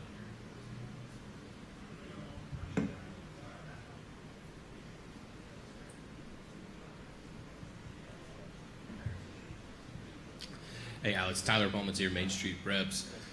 Riverdale first, what do you like or don't like about having a big marquee game right out of the gate?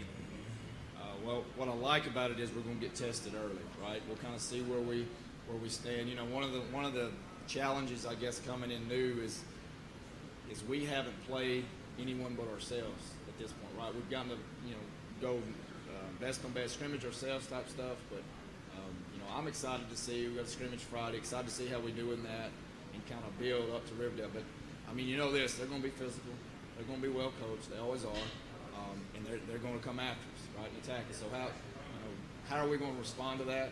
Because we're going to get hit. How are we going to respond to that? We're going to get back. We're going to fight back. Those type things. So I think it's going to be a great test of our character. Kind of see where we are early, and then how we respond, win or lose. How we respond to that situation, and progress week to week.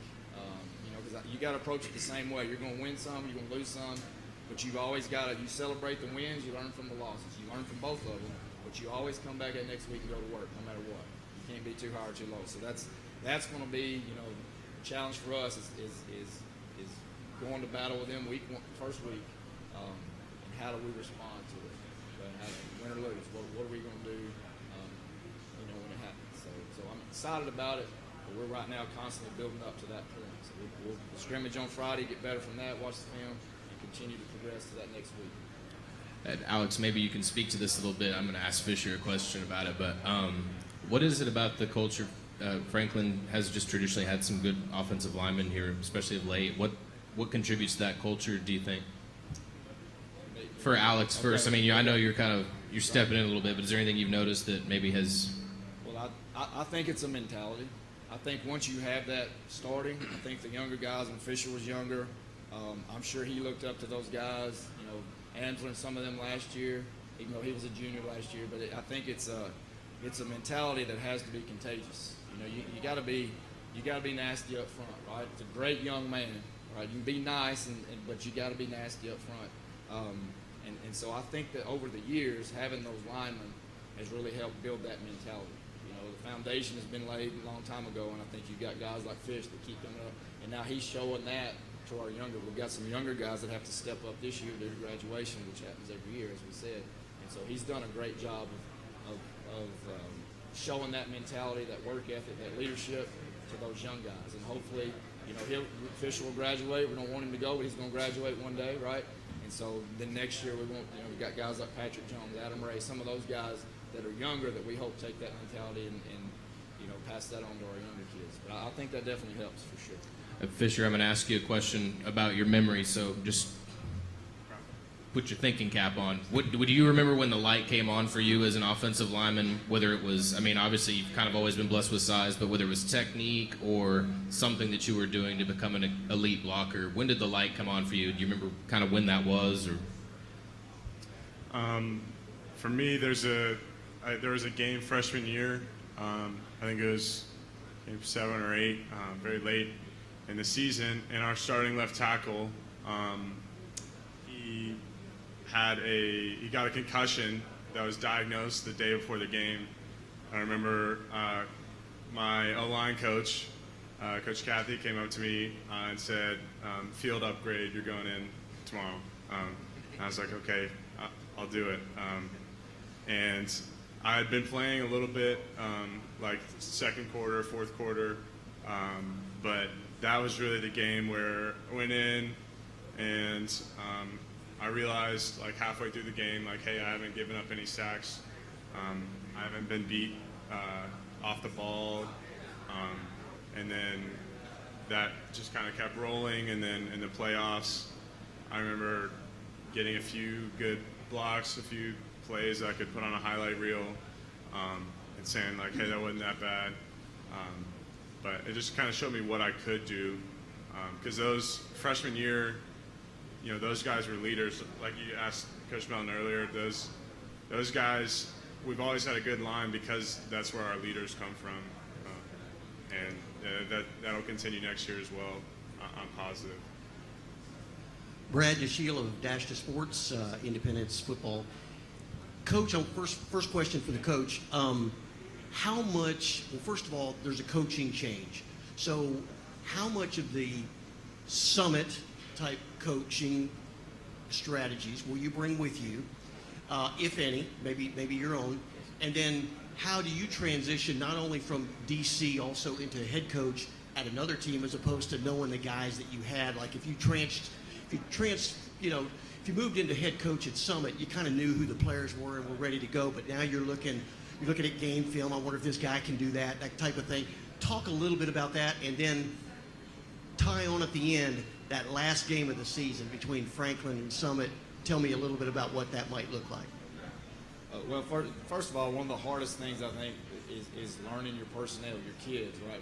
What they do well, what they don't. So that, a lot of that ties into what you're going to bring that you've done before.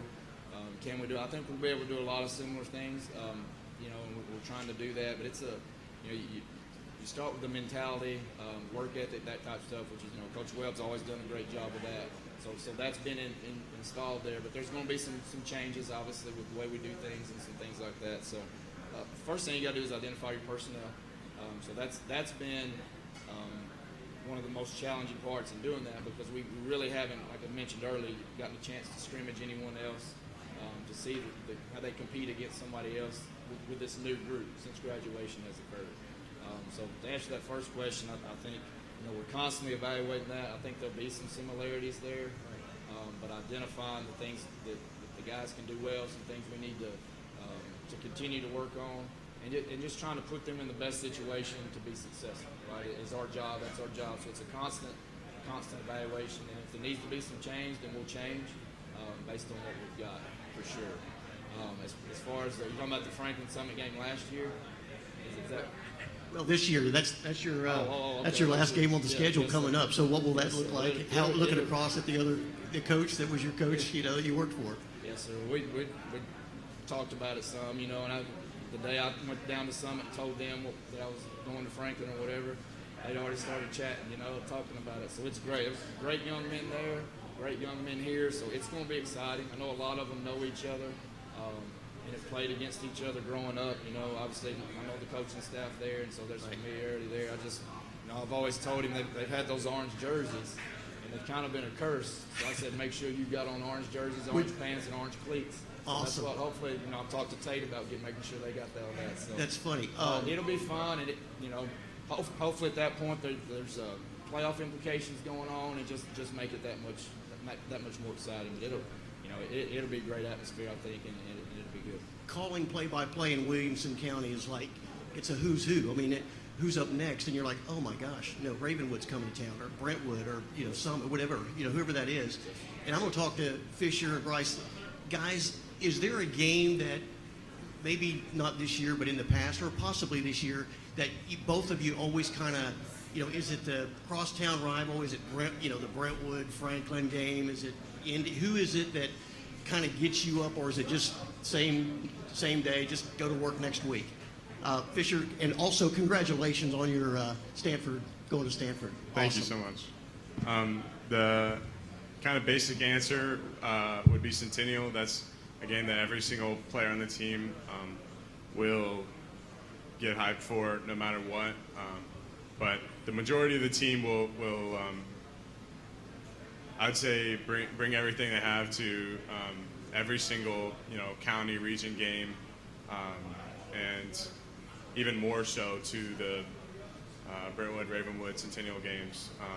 That it just mean more to us, and that's why I'd say that's why those games are always the closest, because it goes both ways. I think one of those games obviously has to be Centennial because they're a crosstown rival, and our goal every single year is to make sure we keep the helmet on this side of the town. So obviously they're great competitors. I know a lot of those guys. They're very hardworking. They're very, very athletic also. And there are a lot of under-the-radar guys that are underclassmen on that team. So they'll be an interesting team to watch, I think, this year. So be on the lookout for that. And then me personally, I think one of those games has to be Ravenwood. I know a lot of those guys on the team. I've known them for a really long time. So obviously we talk about the game a lot, past years, and then of course this last year where we beat them in the playoffs at Ravenwood. So that game is going to be a very fun game to play at their house for sure. Coach, Joe Spears with Tennessee, and you guys replace arguably the top statistical quarterback in the mid-state. I was just wondering what your quarterback situation's looking like, and maybe some of the guys that have stepped up to that challenge. We've got a couple guys that have been working there. Obviously that was a loss, but again, that's going to happen every year when these kids graduate, and so we've got to have our program, have our young guys prepared to when the situation arises to be able to step in there and do. So we've got a couple guys that we've been working in that position, and they're constantly being evaluated for what they can help us do offensively to move the ball in whatever form that may be. So. A guy that was there last year, he stepped up in the spring, and we've had some other guys step up to continue to try to fill that role. And so, we're working through that process as well, just like with every sport. We tell them every day's a competition. Nobody's safe. If you think you're safe, you're wrong, right? You should be competing every day, no matter what grade you're in. If you played last year or what, it's always a competition, and the quarterback's the same way. So we're working through that process, just like with every position. Coach Tom Krieger with Tennessee, and we talked so much about Region 7-6A and how it's all Williamson County. Looking at your schedule, and maybe we can bring Coach Hughes back, Fairview is the only Williamson County public school that you're not playing this year. Can you talk about the schedule and a lot of familiar faces for you, and obviously a lot of rivalry games, which also mean probably large gates for your home games. It's kind of maybe an ideal schedule for y'all because there's maybe a lot less travel. Right. Well, I think that helps with travel for sure. And like you said, hopefully the gates will be back to what they should be. We've progressed and moved on, and we can get the stadiums filled back up. The student sections in Williamson County are always great. That's a big part of it. We missed that, somewhat last year a little bit. So I think playing other teams in the county is great for the county. We talked about it. We're one conference, but we're so competitive. And it cuts down on the travel and allows fans, maybe that don't go to Franklin or Page or somewhere like that, in the area, there's interest there because it's a county school. Two county schools playing each other, if that makes sense. So, obviously you've got to play who's in your region, and the schedule was set before I got there. But it's, like I said, when you're in this region, it's hard to schedule sometimes. And it's same thing for Page, same thing for Nolensville. Sometimes the only people you can play are the people in your county, which is not a bad thing, but it makes it tough each and every week for sure. Obviously, this is your first chance at being a head coach.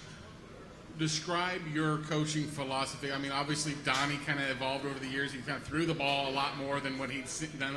How would you describe your, especially offensive philosophy, knowing that you've been a defensive guy in the past?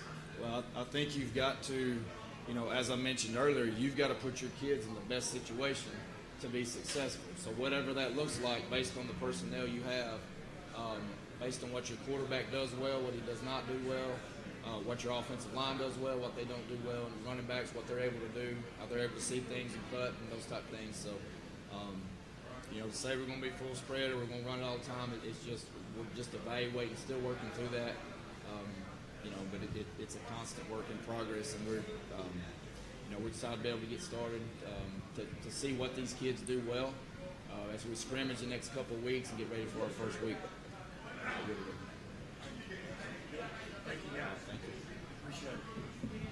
Great job, Franklin High School. Good job, Coach Melton. All right, next up, we've got Independence High School. Coach Scott Blade. Independence last year finished at 7-3, second round of the playoffs. Faced Brentwood in the playoffs again last year. I think maybe for Independence, some folks thought going into the year that they could potentially struggle. If you know Coach Blade, they don't typically struggle. And I think maybe in some people's eyes they overachieved, but they're one of those teams, we talked about it earlier, just like Brentwood. Doesn't seem to matter the year. They end up having a pretty darn good season. So, Coach, if you would, introduce who's here with you, and then give us some expectations for the season, and then we'll take questions from the media. Coach Scott Blade, Independence High School. All right, thank you, Darren. To my left is Joe Cummings, senior quarterback. To my right is River Katina, senior receiver, safety. Both are huge parts of our program. So our expectations are pretty similar to every year. Try and get better throughout the year. We had a real good spring, had a good off season, had a good June, and then like everybody else, trying to get through this heat and get prepared for a heck of a season coming up just around the corner. I guess 23 days. But expectations that Independence are always high. We've got an incredible schedule, incredible kids, incredible coaching staff that are ready to take it on, and we'll see how the cards fall. I will open it up to questions now. Coach, Joe Spears with the Tennessean. We all know what Jackson did for you guys last year. What's it been like having Joe under center now? I mean, what does he bring to the table for you guys? Well, last year was an interesting year, obviously for everybody involved, you guys, us, teachers, administrators, everything, parents. So Jackson was a 3-year starter for us and was our best all-around athlete, and with limited time to really get a good look at potential, he was the best option and turned out to be a terrific option for us. As you saw, our offense really took on a different look last year with his trying to fit his skill set, and also a couple of tight ends. And for those that have played me, they know I've never done that before. So it was an interesting year. It was a fun year. We overachieved in a lot of ways, and started with the quarterback doing a heck of a job with us. So this year with the transition now practice time, and Joe transferred to us 2 years ago from BGA. Got a chance to learn the offense last year. Has a great grasp of it right now, and then if you saw him, during 7-on-7s, he really understands what he's doing with the ball.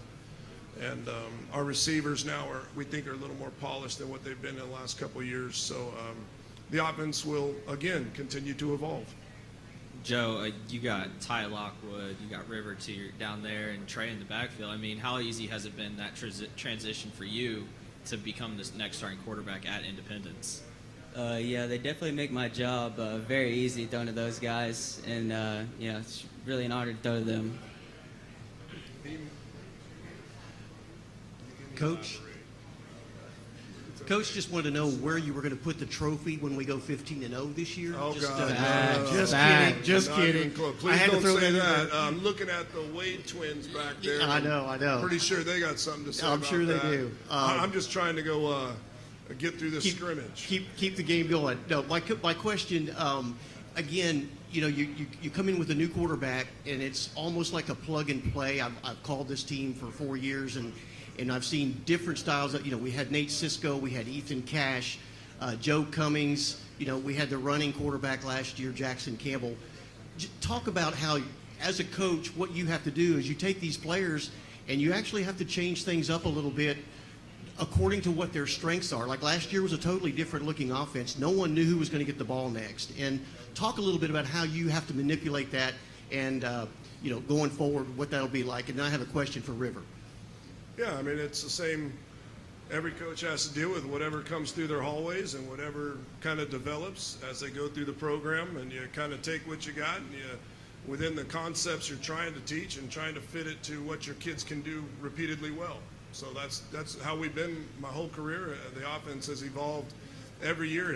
It's looked similar at times, but some plays that are absolute bread and butter for us one year don't work at all the next. It depends on the guys that are executing the plays for you. Right. And we're fortunate at Independence to have a great mix of kids, a great mix of families that allow us to do multiple things with them. River, I've got a question for you. Well, first of all, congrats on your offer. Thank you. And also, which side of the ball do you like better?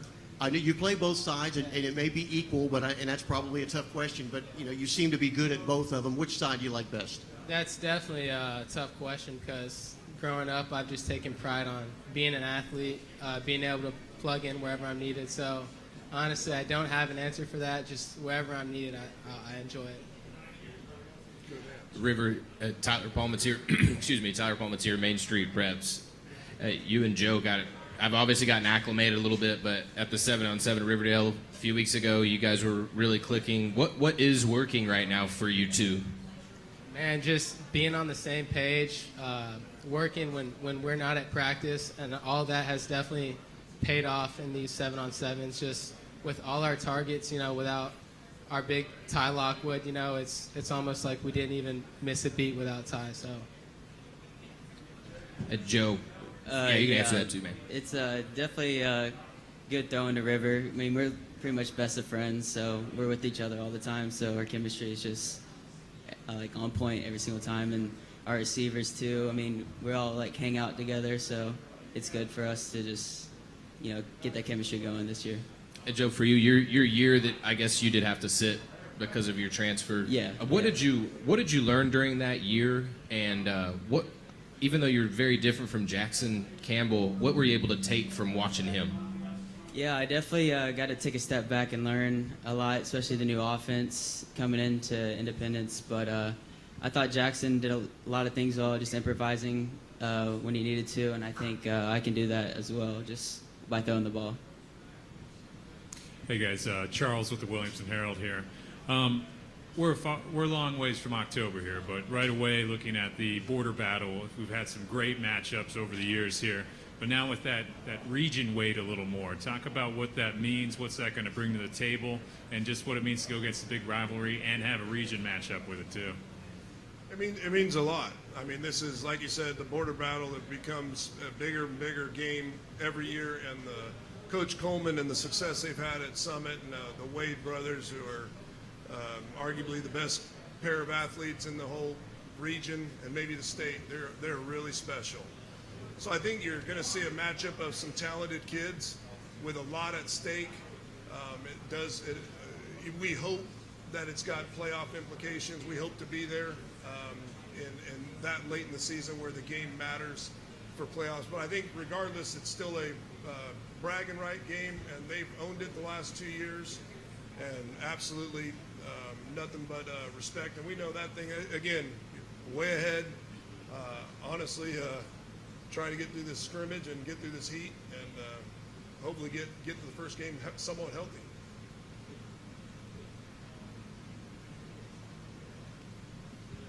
Anybody? Yeah. All right, Coach Blade. You start your schedule off playing CPA and Lipscomb Academy. They both made it to the championship game of their private school. Do you feel like starting out that tough on your schedule helps you better prepare for the Williamson County tough matchups? Absolutely. Those are two of the finer teams in all of Middle Tennessee and really in the state.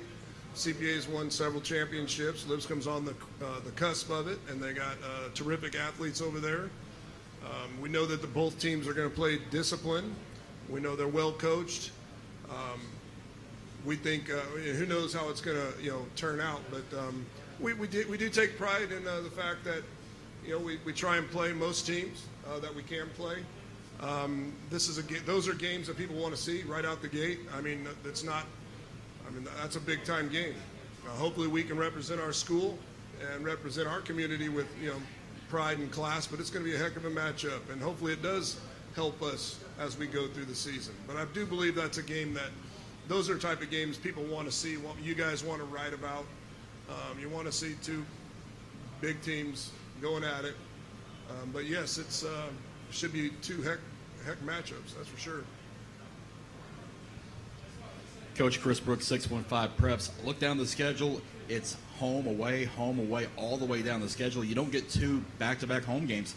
Is that kind of a tough way to have a schedule planned out, or did it just work out like that? No, we were glad to work it out that way. I'd rather have home away than two home and then two away. We've typically played pretty well on the road, but I like it scheduled this way, so it's a little more balanced. It lets the fans, as long as our team is performing and playing well, it lets them kind of stay in a groove and keep following the team, and there's something to look forward to.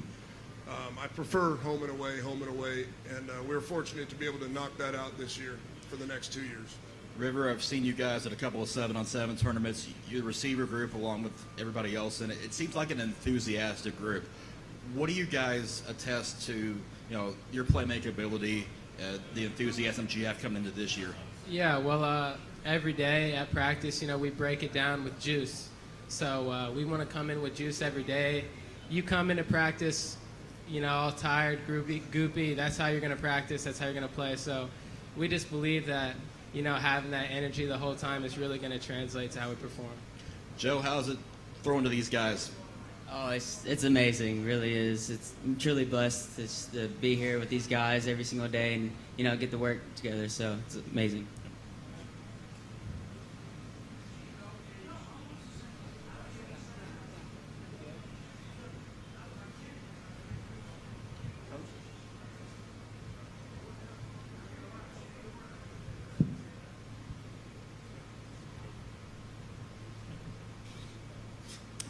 One thing we've chatted with some of the coaches here is kind of comparing what we've learned from last year going into this year.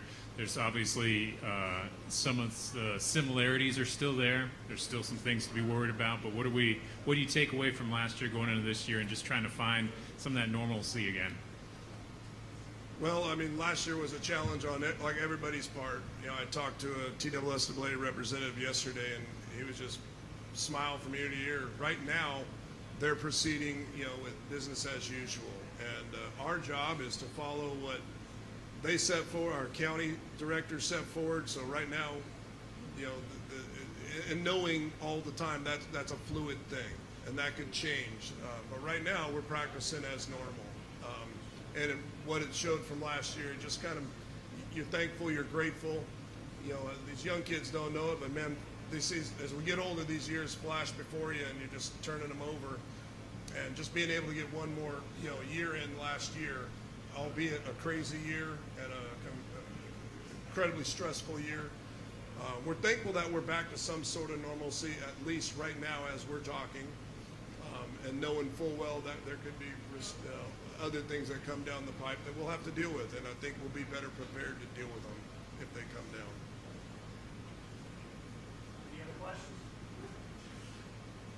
All right, thank you guys. Thank you. Thank you.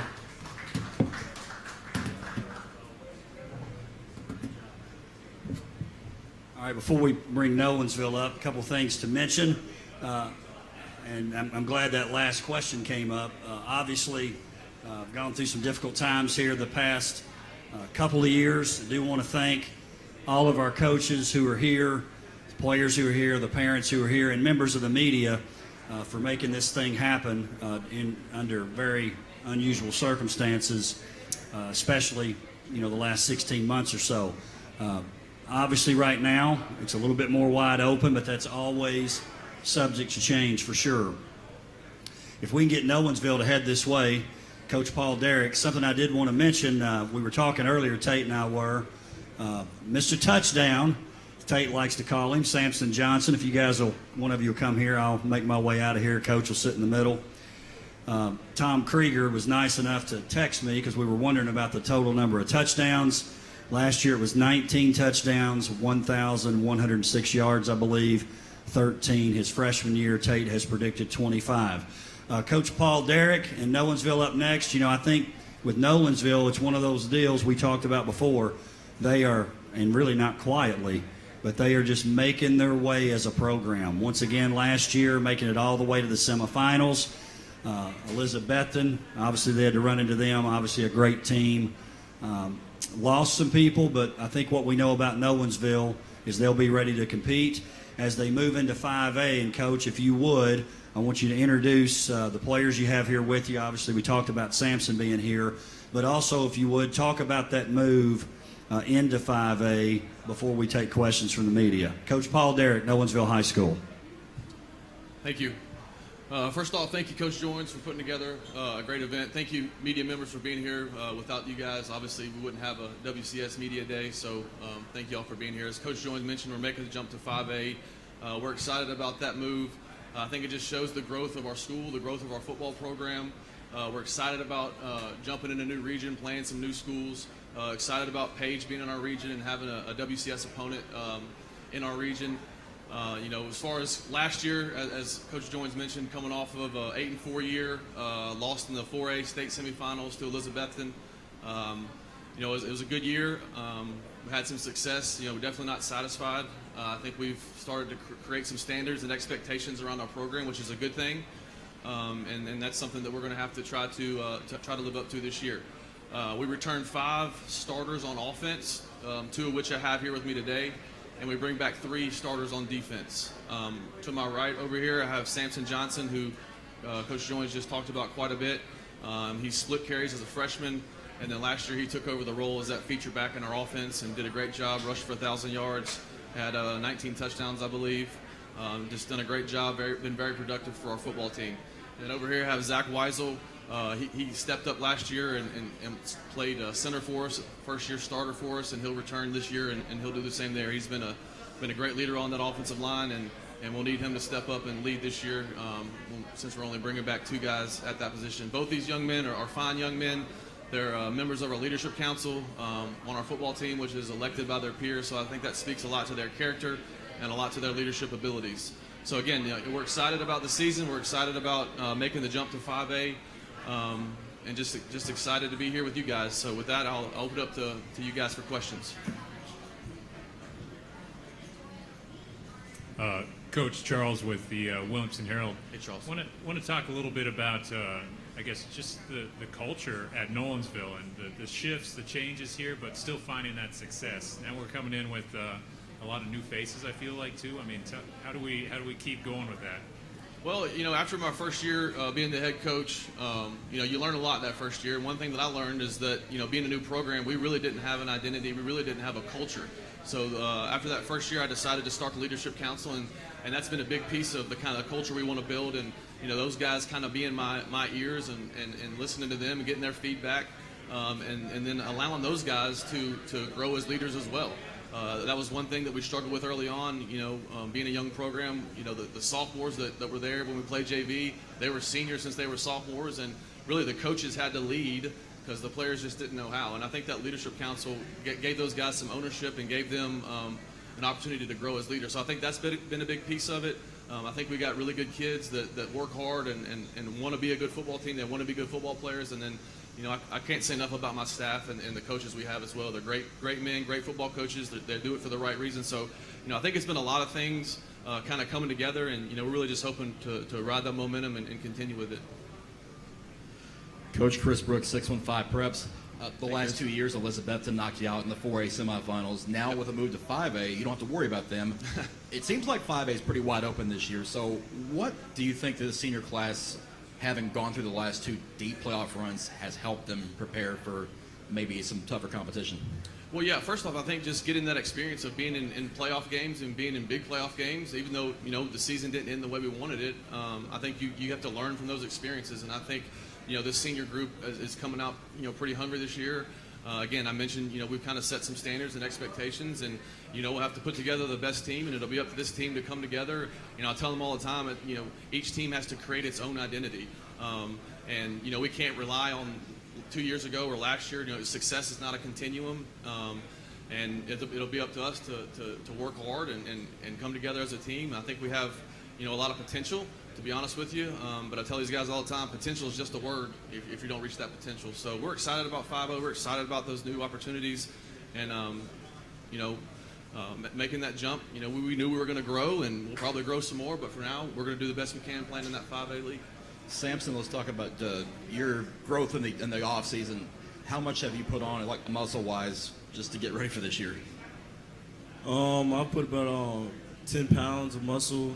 It's just I started from quarantine, lifting every day, twice a day, just hitting it. And I knew moving up to 5A, I don't know how much easier or harder it's going to be. So I'm just preparing myself the best I can. You had some pretty interesting cleats on Monday when I saw you guys at practice. Tell me about those a little bit. What'd you have on those?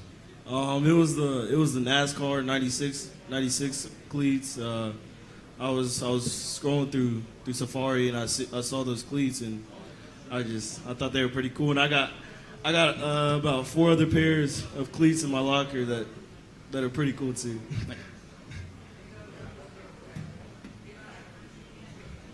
Charlie Bateman, Williamson homepage. Coach Derek, you're replacing one of your passing leaders for last season in Ryder Gallardi.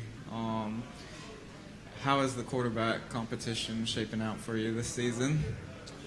Yeah, first off, Ryder Gallardi, 3-year starter, one of the best quarterbacks I've ever been around, tremendous leader, tremendous competitor. We're obviously going to miss him, but we feel like we got a guy in Kobe Walton who's going to be able to step up this year. He'll be a junior this year. Last year, Ryder was out one game, and he got one start last year and was very productive, made good decisions, showed the potential to be a good quarterback. So, he's the guy we're kind of leaning on this year.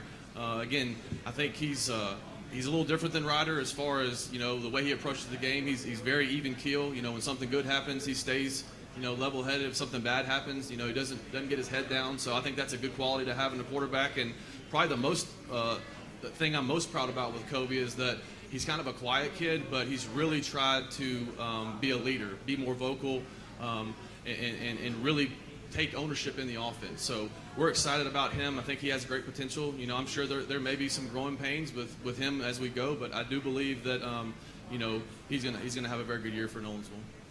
All right, and my next question's for Samson. Samson, you've had over 1,000 yards your first 2 seasons and double-digit touchdowns. With this being your second full year at running back, how are you striving to make sure you can have a bigger impact for your team? I'm just going to keep doing what I do and trust my teammates, really. I can't control the line. I can't control how the other team plays. I'm just going to do Samson Johnson football, and we'll see how things turn out.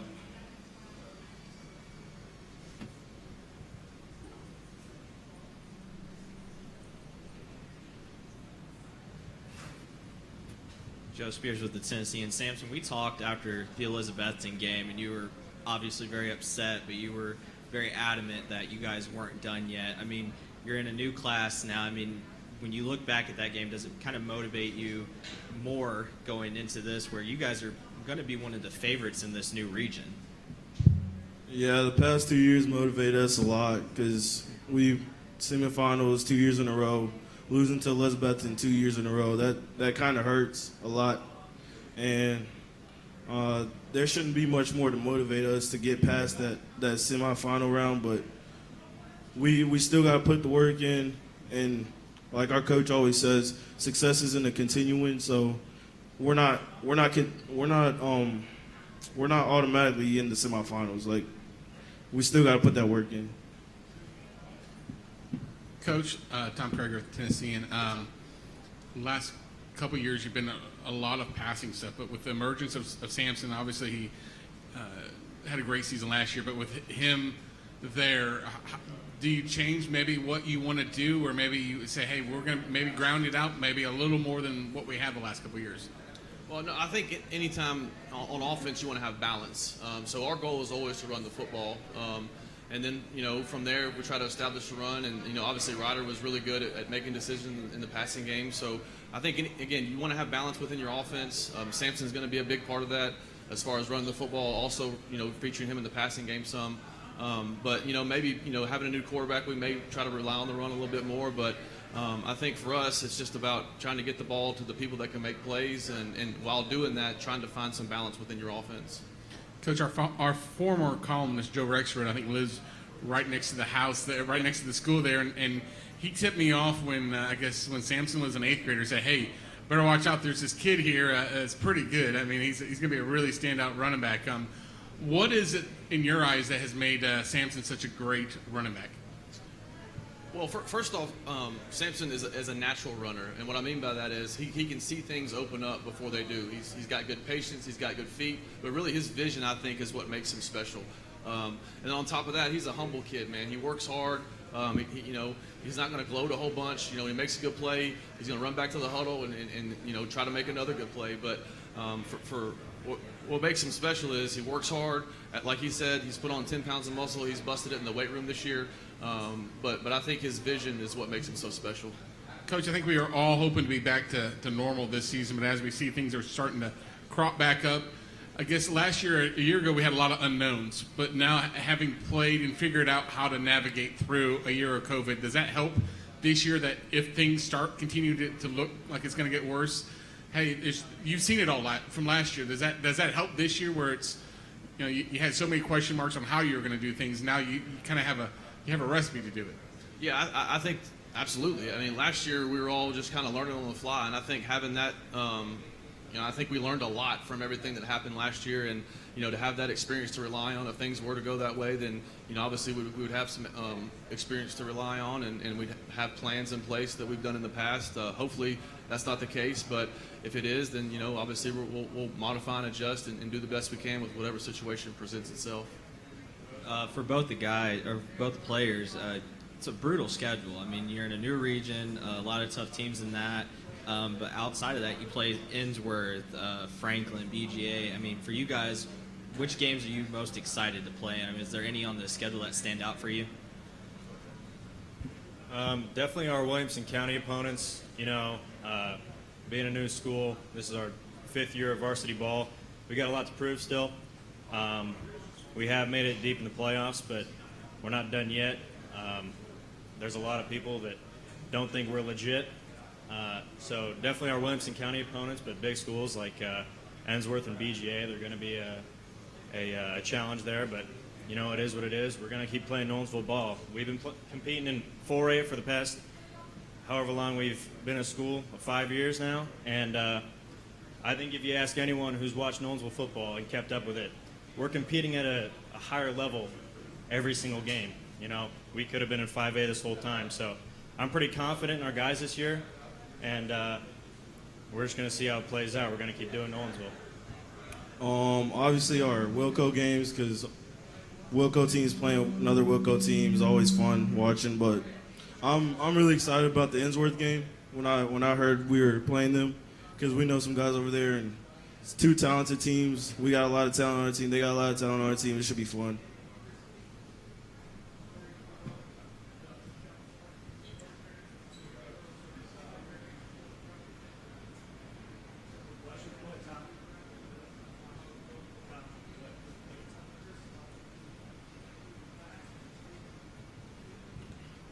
Coach, what do you feel the difference is going from 4A to 5A? I mean, obviously, besides the fact you got a bunch of new teams, and now you got a natural rival in Page. But outside of that, what do you see the biggest difference jumping up in class? Well, obviously, it's like you mentioned, the familiarity is not there. Been 4A for the last 4 years, and we're in the same region, kind of used to those teams. Spring Hill coming up with us. Obviously, we're pretty familiar with them, and you mentioned Page. That'll be an exciting game for us. But I just think that the schools are bigger. You probably have more bodies. More depth maybe.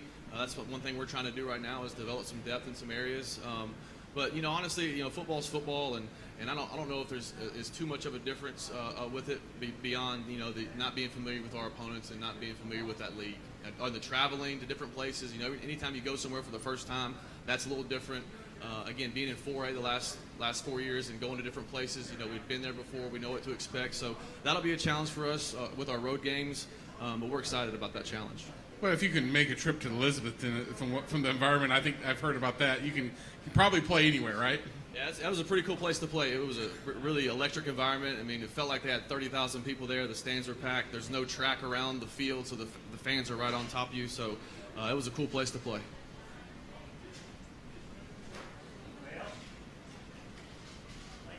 Thank you, guys. Appreciate y'all. Go Knights.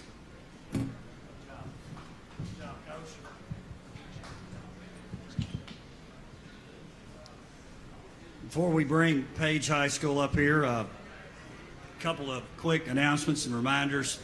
I do want to say thank you to Tate Matthews. Tate was up here earlier before the show. Does a great job outfitting our young men and young women in WCS. As you guys know, we have a district deal with Adidas, so do appreciate him and thank him for the great uniforms, the great apparel, the footwear that we wear throughout the year. Also want to thank again Walker Chevrolet, big-time sponsor of the WCS Sports Conference. Without them, none of this happens. They're obviously very involved in the Wilco Awards as well. And again, I want to thank all the members of the media who have been here tonight, too. Next up, we've got Page High School. Coach Charles Rathbone, Page High School. I did mention earlier, Coach, that Coach is pretty low-key in terms of giving public expectations about his team. Always wants to sell low and deliver high. When he and I have talked this year, I can feel the excitement in his voice. Now, he's going to say, because we were talking about this earlier, I told him this, he's going to say it's because he's just so excited to get back to normal. And I think that is definitely partly true. But because of the young men that are with him tonight, I think he's also excited about his squad. Also looking forward to that first game of the year, Page Fairview, Battle of 840, always a big-time deal in WCS. So without further ado, we welcome to the desk Charles Rathbone and Page High School. One on each side here. Somebody come around. Come around, Jay.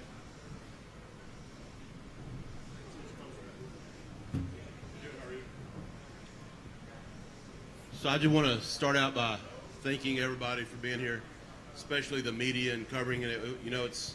You all were able to provide some things for these kids last year, going through the COVID protocol that really nobody else could. I couldn't provide it. The district could not provide it, but you all found a way to cover these kids so that you got their names out there and they felt appreciated and they enjoyed playing. It was a very difficult year, but they knew every Friday night or Saturday morning they got to wake up and almost like realize that somebody does care, and that's very important. And I would take offense to one thing that Dr. Joynes said was I don't sell anything. I'm not a salesman. I'm happy. I'm proud. I'm excited for every single team that we have at Page High School. I've been there for 20 years. Very excited about this team. But all these kids matter every single year.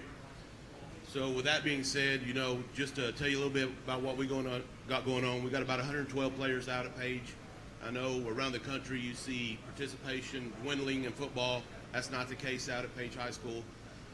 We're excited to have Jake back for his second year. He's a Colorado State commit. Owen, he has offers from 4 or 5 schools. He's waiting on a couple of schools that say they're going to offer, and then we'll go from there. We've got Ronan O'Connell, who's a sophomore lineman, 6'5", about 260, who has a offer from Western Kentucky. And I think the key to realize when we talk about offers is that these are committal offers. A lot of times coaches will throw non-committal offers out there. These are all offers that are committal for these kids, that if they choose to take them, then they're there. So we're going to keep doing what we do. We're going to throw the ball around and try to get the guys hands on it in space and hopefully develop some sort of running game this year. But it's been such a blessing to be back out there with these guys and have some sort of normality in that we get to practice and we don't have to stay 6 feet away from them and those kind of things, although we do still try to implement some of that stuff. But right now we're allowed to kind of get on them a little bit and push them a little bit harder than we could have last year. And we're happy to answer your questions. These guys love talking, so ask away.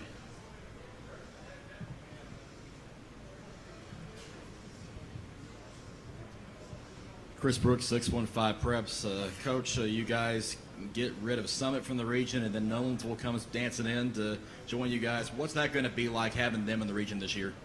You know, we played Nolensville the first couple of years, and probably one of our best, or my best atmosphere, and Owen played in it. But, you know, I enjoy going out there and playing at Nolensville. I know they come to us this year, but, you know, it's a good group of kids, very athletic group. Coach Derek is a genuine good person. I listened to them talk, and they talked about earning respect and all the other stuff, but we absolutely respect Nolensville and everybody in 5A.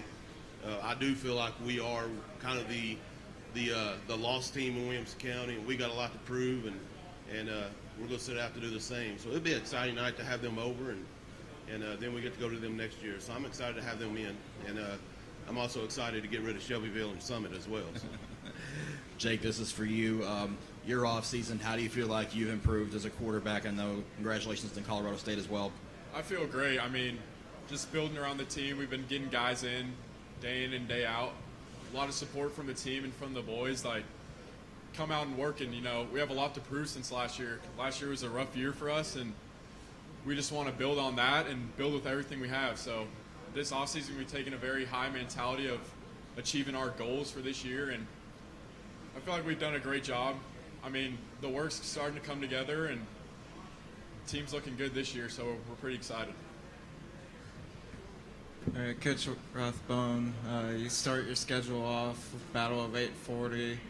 How do you feel like starting out with one of your biggest rivals will help you throughout the course of the season? Well, I think in preparing for that game, it really hurt us last year not having any 7-on-7s and scrimmages, and then trying to find a replacement for 9-10 starters on both sides of the ball. Coach Hughes always has his team prepared. They always come in, and he's made the statement several times that he'd be willing to go 1-9 every single year if that one game is a victory against Page. And so that kind of tells you how big that is to them. So the challenge to us is do these guys take that game as serious? Does it mean that much to our guys? And the last couple of years, I don't feel like it has. And that's a mentality that we got to change. That they got to understand that we play every play, and we play every play hard, and we're going to be physical, and we're going to get after it no matter who's in front of us. So to me, that's a standard, a bar that we have to set in our program. It's an expectation that we have to set in our program that we're going to play hard, and opening up against the Williamson County School. You know, I never really bought into Williamson County schools playing each other and they play harder, but then you hear these kids talk and they all get excited about playing Williamson County schools. To me, I was just happy to play whoever lined up in front of me. But so it's just another Williamson County school that we respect and we enjoy playing. Next question is for Jake. Jake, your coach talked about that your team as a whole feels like the forgotten school in Williamson County. How has that motivated your team to make sure everybody understands that you want to be one of the main teams you need to focus on in the county? I mean, from the get-go, like, obviously a terrible loss last year to start off the season against Fairview, and that's really motivated us. I mean, we're looking forward to that game, and, you know, starting off with another Wilco game is like, that's what we want. And especially our biggest rival coming out the first game, we've been striving and looking forward to this game because we need our revenge and we need the Battle of 840 to get back to our side. So as a team, we're collectively excited for the game, and we just want to own our Wilco, and that's what we're looking forward to do.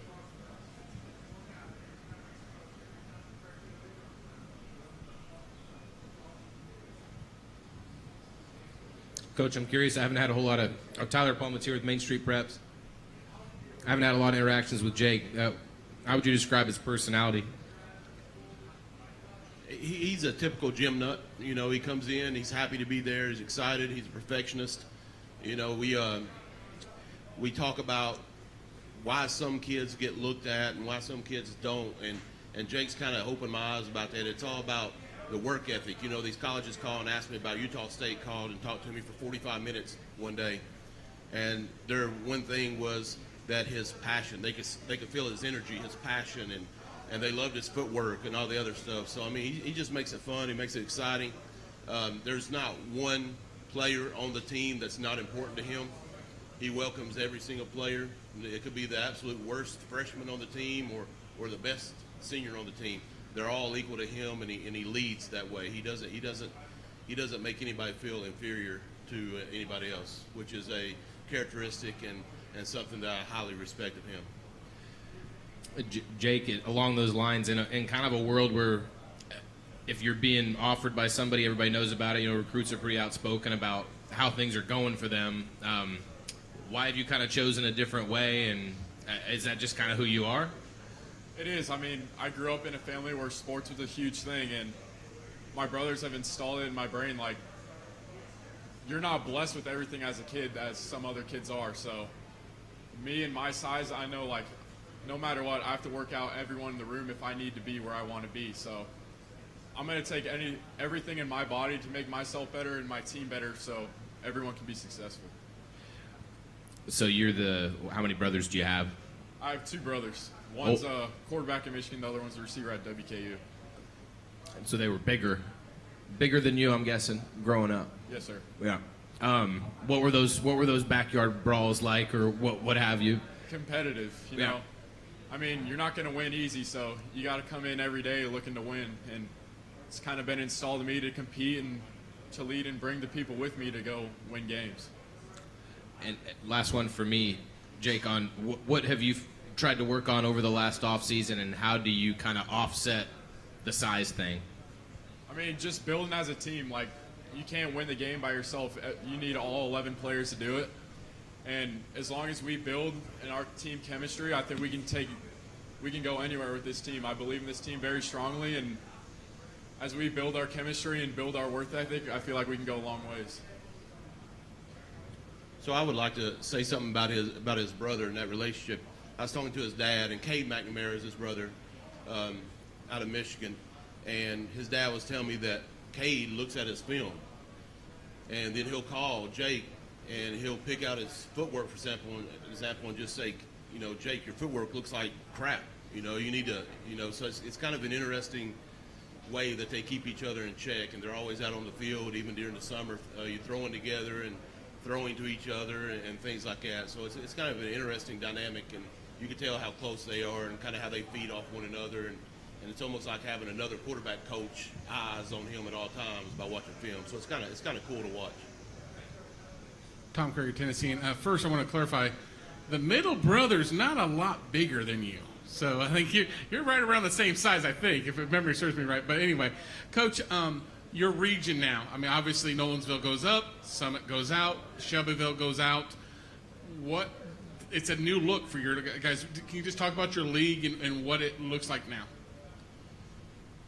So obviously, when you lose a Summit and a Shelbyville, that's two. I mean, that's a state championship team and another team that if they didn't get suspended last year or on probation would have probably been competing right there with Summit. Mm-hmm. So I mean, you know, I found it interesting, and I like the fact that, you know, you look at all the books, and I heard somebody talking to Nolensville that they're the favorite. So bringing them in is a very high quality team coming in.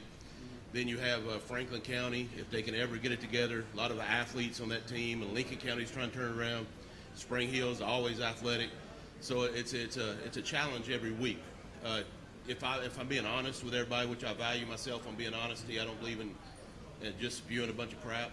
I don't feel like the region is going to be as tough as what it has been the last couple of years. And I think anybody that sits up here and says that it is when you got Summit and Shelbyville leaving, I think they're lying to you.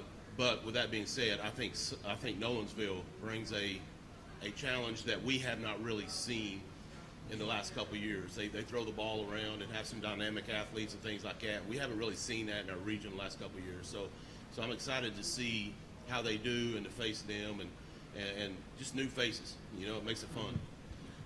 And for you, Owen, can you just talk about what the league looks like this year and how much different it is? And does it, as a player, do you say, well, we really don't care who's in the league, we just want to play? Yes. Yeah, I mean, the league, it obviously changed. We got Nolensville, Summit, and Shelbyville out. But honestly, we can't really change anything as a team.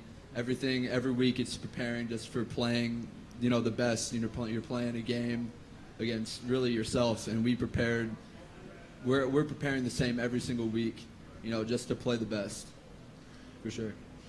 Jake, year 2 at Page as the starting quarterback, how much does that do you feel more comfortable and more at ease where year 2 of being with this guy and with Coach Rathbone? I mean, is the transition now a lot smoother because you guys know each other so much better and you kind of know everything about the offense, et cetera, et cetera? It is. It's been very smooth. Especially this year, we've grown a lot. The team's grown a lot. Everyone's relationship has gotten a lot better. I mean, last year, not having a lot of returning starters, there was like still the unknown, and guys needed to step up. Some may have, some may haven't, but I feel like this year, like, the team's really come together, and like we're in this together now. There's no individuals. We're all in here together, so let's go win as a team. Coach, this might have been asked earlier, so I apologize, but opening with Fairview, like I think it's like a yearly tradition, but to have the big rivalry game to kick off the season, what's that like for you? And obviously, after last season, I mean, y'all probably this is probably even a bigger game trying to avenge a loss. Well, it's one of those things that you always see some teams that are really, really good, and then they play kind of like the Braves and the Mets. Braves always play the Mets well, no matter how good the Mets are. It's Fairview always does that to us, no matter how down they are and how up we are, or vice versa. We're always going to play each other tough. So I don't have to really worry about getting the kids up because of that issue. But it's also kind of a double-edged sword in that they're already up because it's game 1. So what is too high of getting up? And that's something we got to be very careful and control. But it's a fun atmosphere. Like I said before, I mean, Chris Hughes is just he's a great guy, and I would say it just about all these Williamson County coaches. But he's a dear friend of mine. I enjoy coaching with him. But on that week, I try not to talk to him for obvious reasons. So, but it's a fun atmosphere. And my last question, I mean, obviously 2020 was such a difficult year navigating through COVID. What was the biggest challenge you had? And along with that, having been through a season, how does that help you this season? Whereas if something happens, you've been through it once before. So for me, it was, I don't think that year could have been any more challenging. You know, football-wise, having so many new guys coming back. But for me, I'm about relationships. You know, I like getting out. I like joking around with these kids. And that's probably been Jake's biggest change when he came from Coach Dilfer from Lipscomb to me was I like joking around with the kids. I'm not serious in business all the time. And, you know, I push them, and I have to keep that distance. But not being able to get close enough to them to really have those relationships, to have those quarterback meetings or the offensive line meetings or the meetings on Saturdays and then even during practice, you know, you can only hit for 9 minutes. And if they screw up a play, you have to sit there and explain what happened. And by the time you explain that what happened, boom, you get one more rep, and now you got to go take a break for whatever. It was just extremely challenging. With that being said, I'm very thankful that we were even able to get the season in.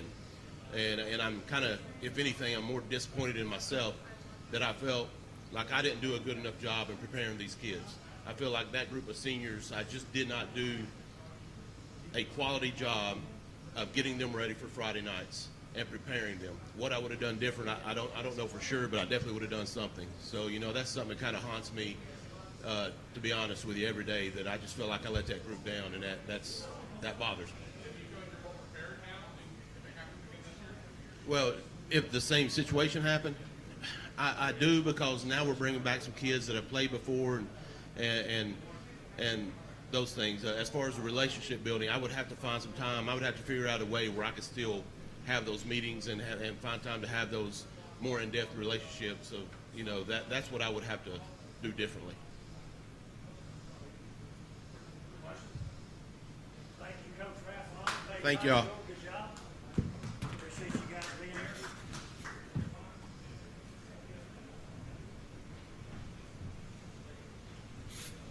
Ravenwood High School will be next as they make their way up here. I did want to mention this to you, something that we've really been trying to promote the last couple of years, and with our end of the year awards, the Wilco Awards, we actually recognized a multi-sport athlete at those awards. We had a young lady at Fairview High School that actually participated in 4 sports.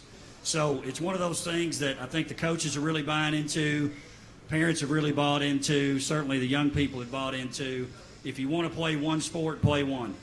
If you want to play 2, play 2. You want to play 3, play 3. And I was looking through the list of athletes tonight, and over half of the athletes here are multi-sport athletes. And I would also point out that Brentwood High School has really been the most dominant public high school in the state in terms of state championships over the years. They just have, like it or not. They have also led the state many years in number of multi-sport athletes. So we're really proud of that, and we're proud that the young people want to play multiple sports, and the coaches definitely support it. All right, next up, making their way to the table, we've got Coach Will Hester. He's back in the district. We're excited to have Coach Hester back. Coach Daniels did a great job, and when that job came open, we were really excited that Coach Hester wanted to make his way back. So he's new to the league this year, but not really. So if you guys would, welcome Coach Hester. Coach, as you come up, if you would introduce the players you have with you tonight, and then also make an opening statement about expectations for the year, and then we'll open it up for questions. Coach Will Hester and Ravenwood High School.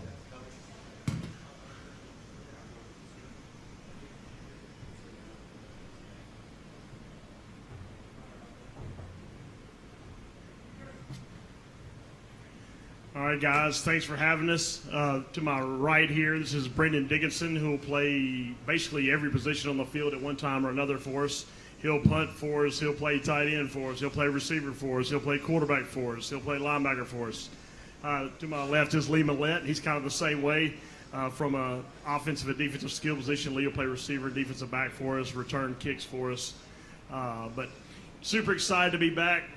A little bit different scenario this time, going to Ravenwood than last. Last time we were joining Ravenwood. It was coming off of some tough years, some down times, and it was our job to kind of rebuild the program. And Coach Derek, who y'all talked to a little bit before, was there with us and helped us get that done.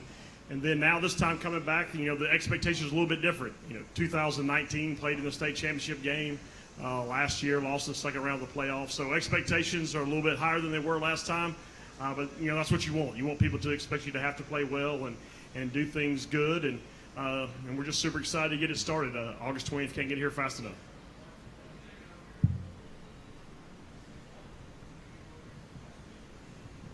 Coach Chris Brooks, 615 Preps, welcome back. Thanks. What do you think about this region now than the last time you were here? It's super tough, probably tougher, right? You lose Dixon County, who, no offense to Dixon County, but, was kind of predominantly at the bottom of the league, and you add in the defending 5A state champs. It really doesn't get any tougher than that. Plus I think it's one of the most well-coached leagues in the state of Tennessee. So, it's going to be a challenge each and every week, but, for these guys, it's all about making memories that are going to last a lifetime and playing every Friday night as a meaningful football game. It really doesn't get any better than that. They're going to have 10 opportunities to make something special out of their senior years. There's been a lot of talk about Chris Parson already at quarterback. What's your impression of him so far since you've had him in camp? Obviously he's a great football player. I think these guys would attest to his leadership abilities. A super positive guy who builds his teammates up. But Chris, this is going to be his first opportunity to be the guy, right? So, a lot of expectations on him, and it's going to be a challenge to see how he handles those. But I think, our team would say that we expect him to do quite well. This is for both of the players. You guys have pretty much a really good opponent every week. Your schedule is one of the hardest around. What are your thoughts on this season, and what do you hope to get out of it?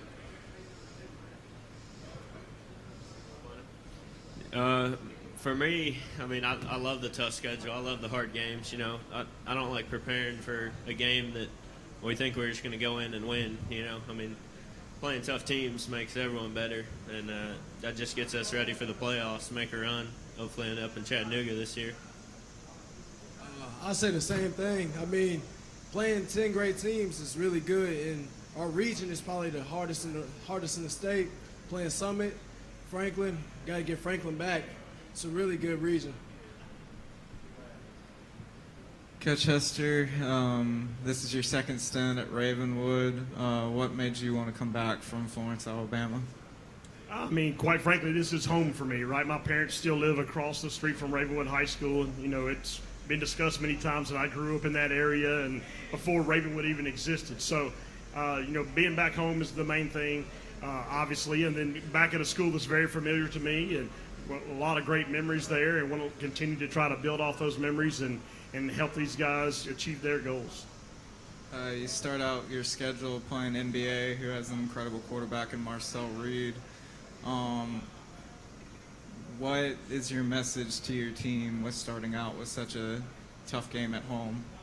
I mean, I don't think there has to be much of a message, right? I mean, our schedule, if you look at it top to bottom, you know, we play alphabet soup, if you will, of the private schools along the way, and then you throw Hendersonville in there, who's probably one of the most storied programs in Tennessee high school history in Middle Tennessee. You know, a lot of great football played out of Hendersonville and then our league. So, you know, our guys don't have to really even look at the schedule to know that we're going to have a tough game week in and week out. I think it'll be exciting for the fans to see two great 2023 quarterbacks go against each other. But in the end, those quarterbacks can only do so much. It's going to take all these guys and the guys up front on both of those teams in order to make the game successful for whichever team comes out on top. But it's going to be super exciting first night out, I can promise you that.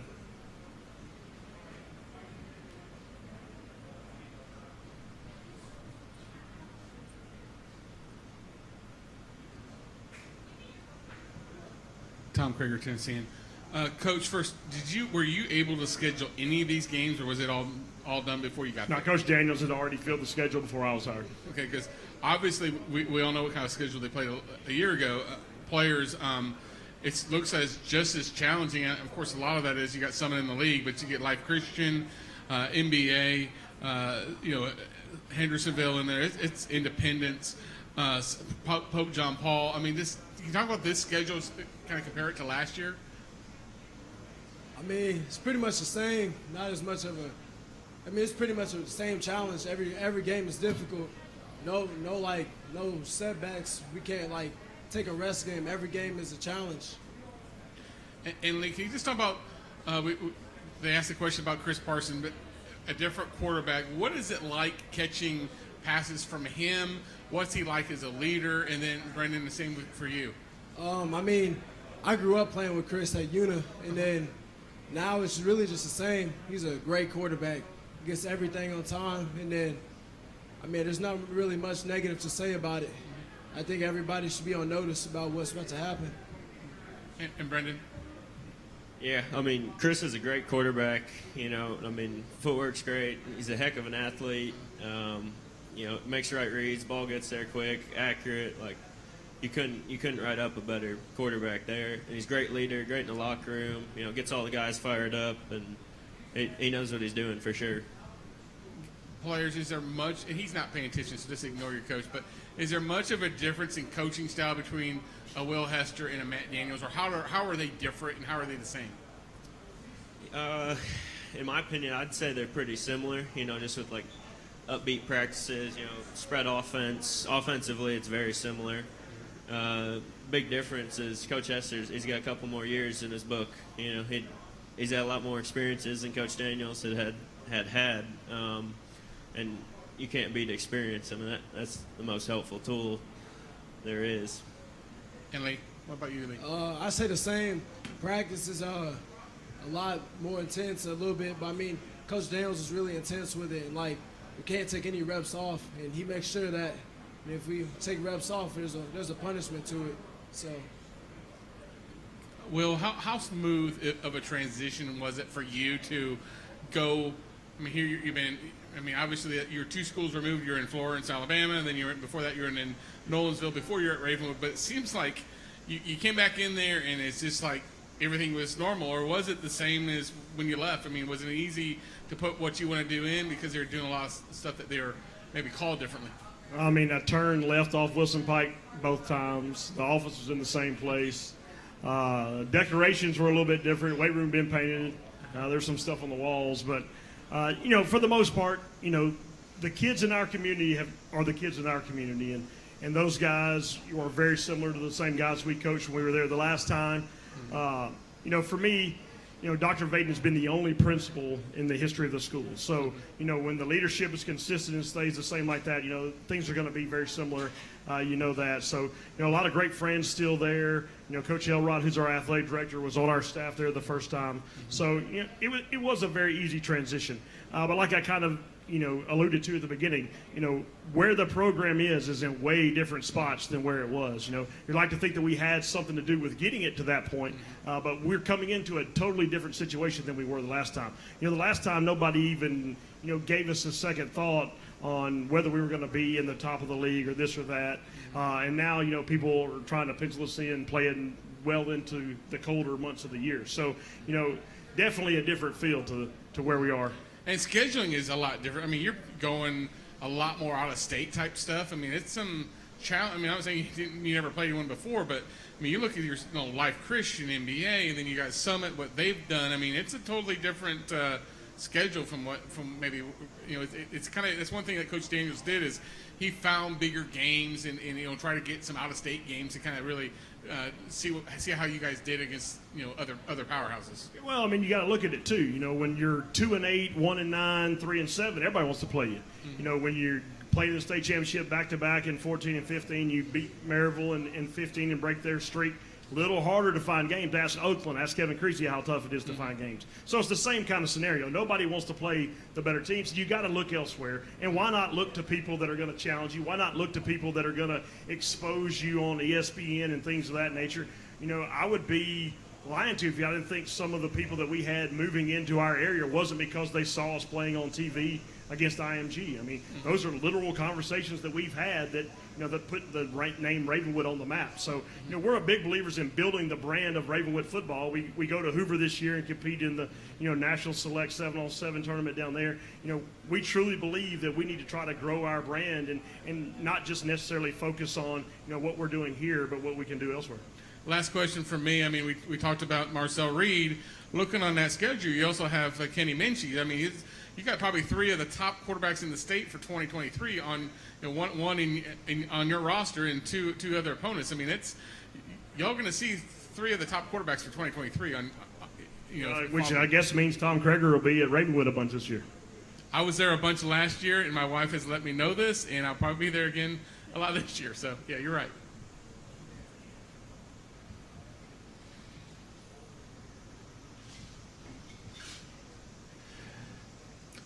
You guys are done? I'm just kidding.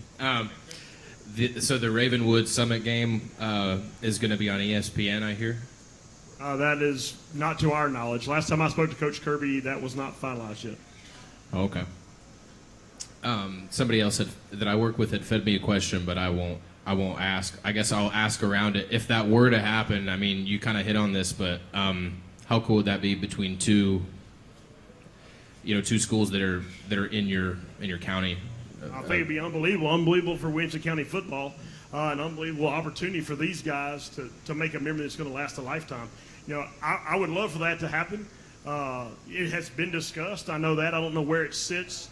We're just kind of players in this. It's Summit's home game, so they won't be really talking to us about it. It'll go through those guys down there, but it would be very, very cool if that was to happen. From the players, kind of same question about the exposure part that Coach Hester was mentioning. I mean, when something like that is on TV or games in the past, what did that mean to you as players coming up in the program when you saw, your school on national television? Got to play different. Got to play with a very different mindset. Know that people nationally are watching you play, and especially against IMG and Life Christian and hopefully Summit. You gotta be prepared the whole week. There's no being able to slack off at all, because you got one opportunity to show who you are in the school and represent who you are. same thing as Lee. I mean, you got to bring it to a different level if you're on ESPN, but kind of same thing Coach Hester was saying with traveling around, playing these bigger teams. It just gets Ravenwood on the map more, and if Summit was in it too, it'd get Williamson County on the map and Tennessee football, so everyone can see what it's all about around here. Brendan, last thing for me, and Coach Hester, maybe you can help me fill that. How in the world did you get all these jobs on the team, and are you really going to be throwing passes at some point? Well, we're not sure about throwing passes yet, but maybe we'll see. We'll see about that. But he definitely throws them in practice. I know that.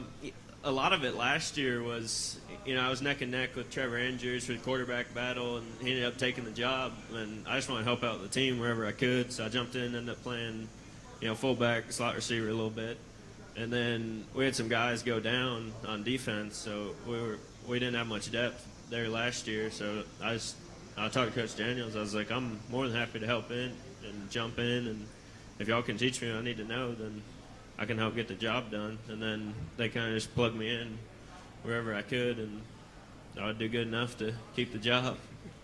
First off, I mean, it's an easy answer for me as a coach, right? Phenomenal leader, respected by his teammates at the highest level. Both these guys are, and it's very easy to depend on them, right? So when you're a coach, it's all about the trust factor. I think any coach that sits up here now, when the game's on the line in the fourth quarter, you want guys out there that you trust. You want guys out there that are committed to the program, committed to each other, and these guys are kind of the epitome of that. The reason they're here, sitting here today, is because they are those kinds of guys.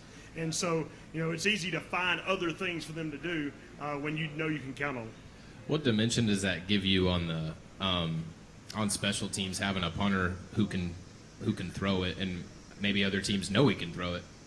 I mean, a lot less likely to get rushed, that's for sure. They're not going to sell out for the block if they know the guy back there, has thrown passes in the game before and has the ability to do so.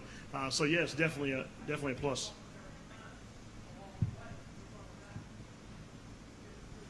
Coach, welcome back to Williamson County. Brad DeShield, the Dash to Sports Network. We cover Indy football. You guys have always, and you guys can testify to this, that game at the end of the year is like, I know what our guys are going for. They're like, oh, no, Ravenwood's coming. Or we're going to Ravenwood. And, the weather has always been horrid. I mean, the one game I called, it was pouring rain in, wet. The cheerleaders were under the bleachers. That's how bad it was, and you guys were out there playing football. I guess how much different now? You guys have the turf. We're playing at your place this year. How much I know it makes a difference a little bit. Footing's a little bit better. Drainage is better. Talk a little bit about getting the guys ready for that. Now, I know a lot of teams around here have the turf, but talk about how that impacts Ravenwood, and we'll go from there. Well, I mean, I think the biggest key is, a couple of years ago, they're having to move playoff games to neutral sites because of the conditions of the field.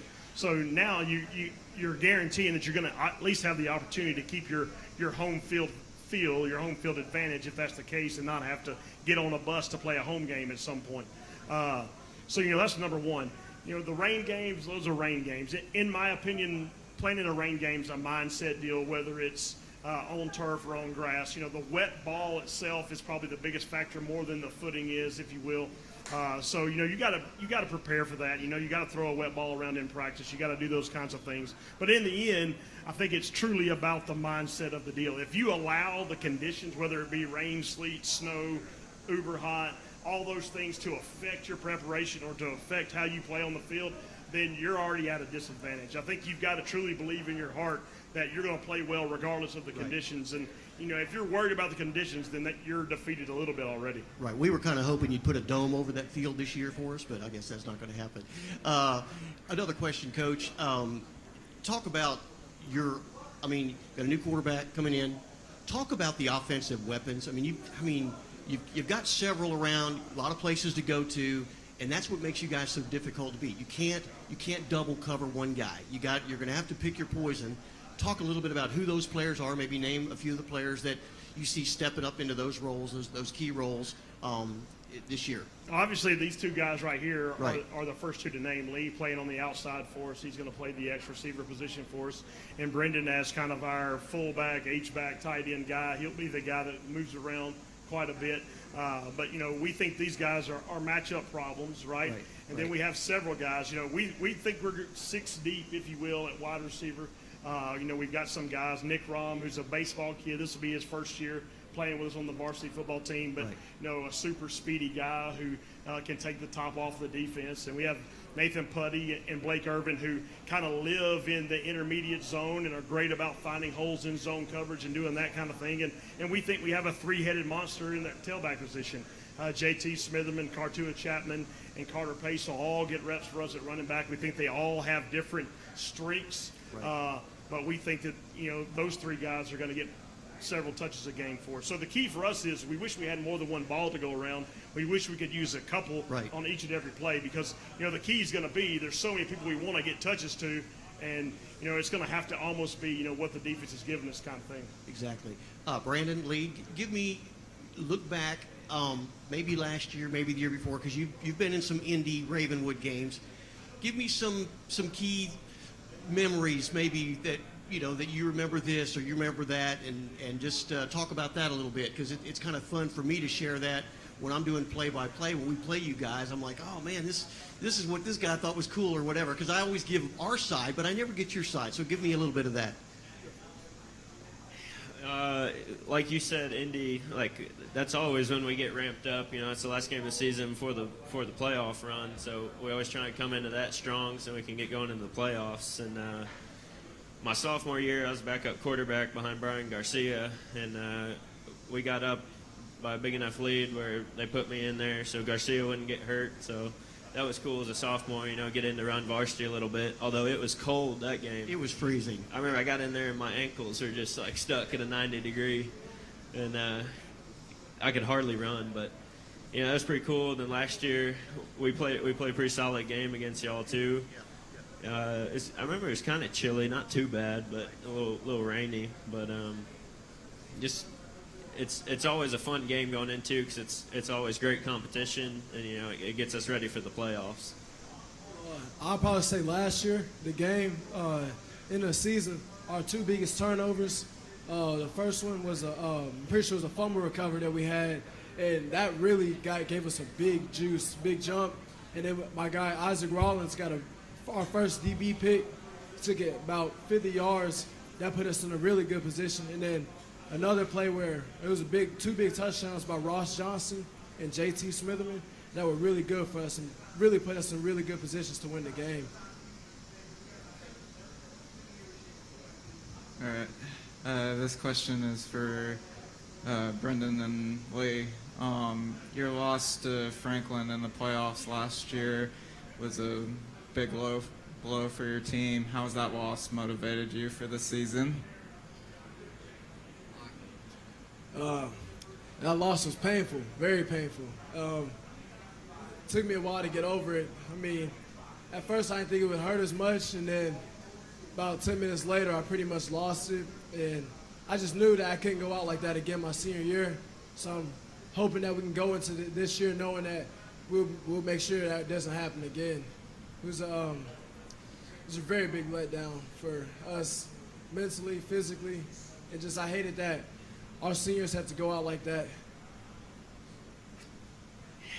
For me, it's been a big motivator on the team all off season, whether we're in the weight room or out on the field running or pushing sleds or pretty much anything tough, when you can tell someone's getting down and not going to give up, but they're getting tired and wanting to quit, not going to quit, but you just remind them that we lost second round of the playoffs to Franklin last year, and they get their energy back real quick.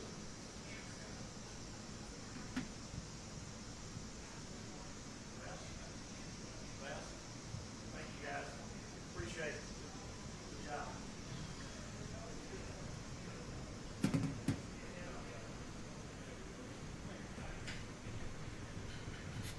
All right, our final group for the night, they'll make their way out here, Summit High School.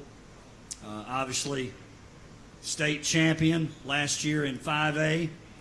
This year, moving into 6A, and I can say as the district athletic director, I am very happy about that. I think it's the best league in the state. It might have been the best league anyway, and now it definitely is. You move Dixon out, you move Summit in, a lot of great natural rivals here in Williamson County that adds to it. And I'll mention this too as Coach Coleman comes up. I've mentioned a few things about a few coaches as they've come up, and I think they've all done a great job tonight. You see And you talk to them all the time how impressive they are. But Coach Coleman, when they did the signing or the commitment day for Keaton and Destin, who are here with him tonight, I was very impressed with his meticulous nature in terms of getting everything lined up. So when he comes up here, he may try to straighten this football up a little bit, but he's really a neat guy in terms of making sure things look great. So if he wasn't a football coach, and we're glad he is because he's one of the best around, he might have a chance to be an interior designer. So let's welcome to the table our last guest of the night, Coach Brian Coleman. Coach, if you would, when you come up, introduce the guys that are with you, give us some thoughts about this year, and then we'll open it up to questions. Coach Coleman.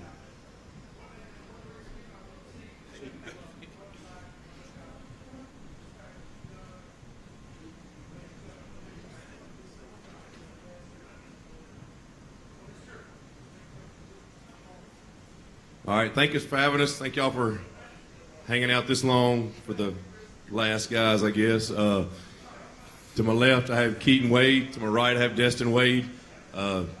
Just two great young men. Of course, you all know what Destin brings to the table as far as last year goes and the performance he had. Mr. Football finalist. You know, Keaton was injured a lot of last year.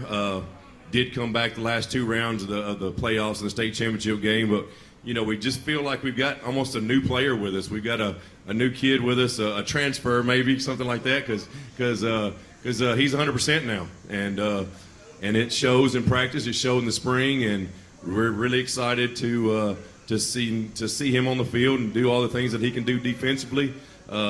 Just being 100%.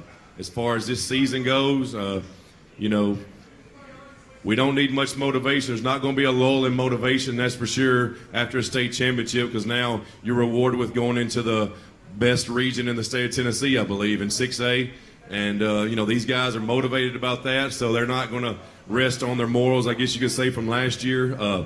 They're very looking forward to this year and the challenge that comes with it, and the tough schedule that we have. You know, even after a successful year, even these non-region games are going to be tough, and week to week it's going to be tough, and these guys are excited about it, and we are as a staff and as a school, and we're excited about being in the Williamson County League and you know, being able to compete against some of the better teams and coaches around.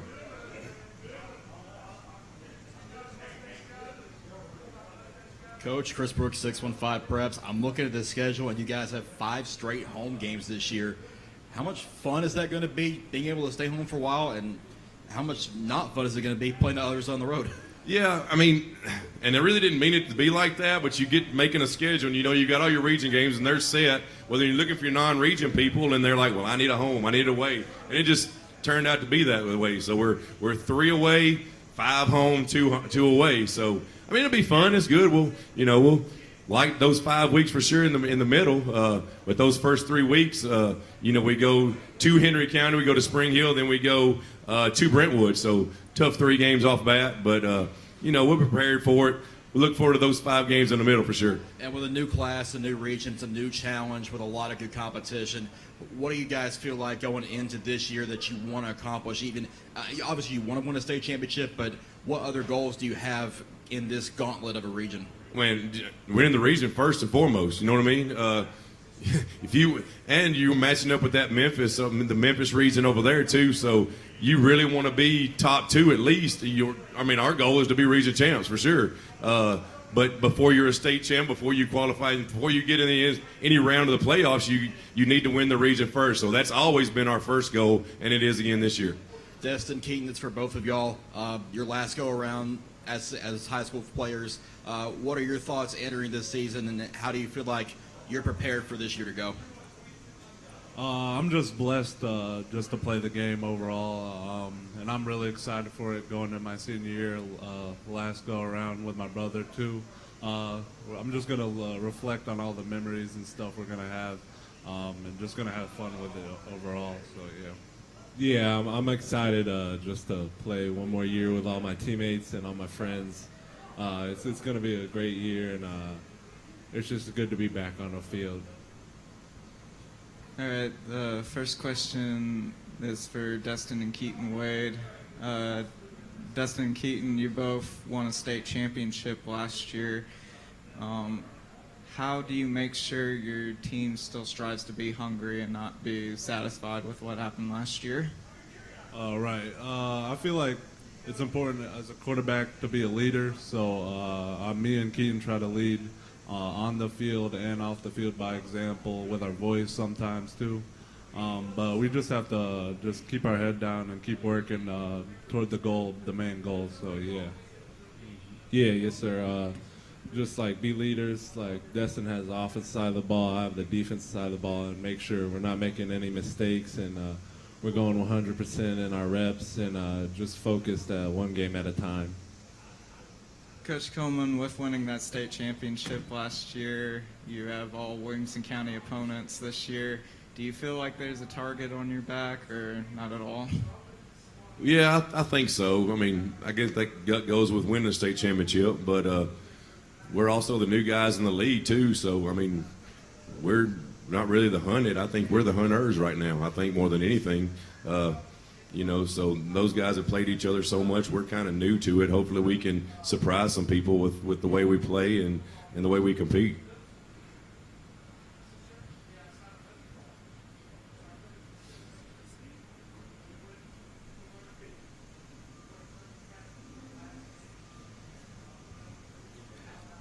Keaton, how do you feel now? How does your body feel now? And can you take us back to when you turned the corner from your injury and really started feeling 100%? Yeah, it was like I think it was like in March before spring when the doctor said I was 100%, and that just made me feel comfortable to get back out there and keep grinding and keep getting better every day with the team and working out and working on my skill set. So I feel great right now, and I feel great going to the season. How did the first pad crunch or the first hit feel? Have you experienced that yet? Yeah, we've been hitting a little bit out there. It feels good to just compete versus the teammates, and I'm glad I just get to go out there and play football. Mentally, injuries are weird because, like you said, you felt good when the doctor said that you were cleared. How was that part of the injury?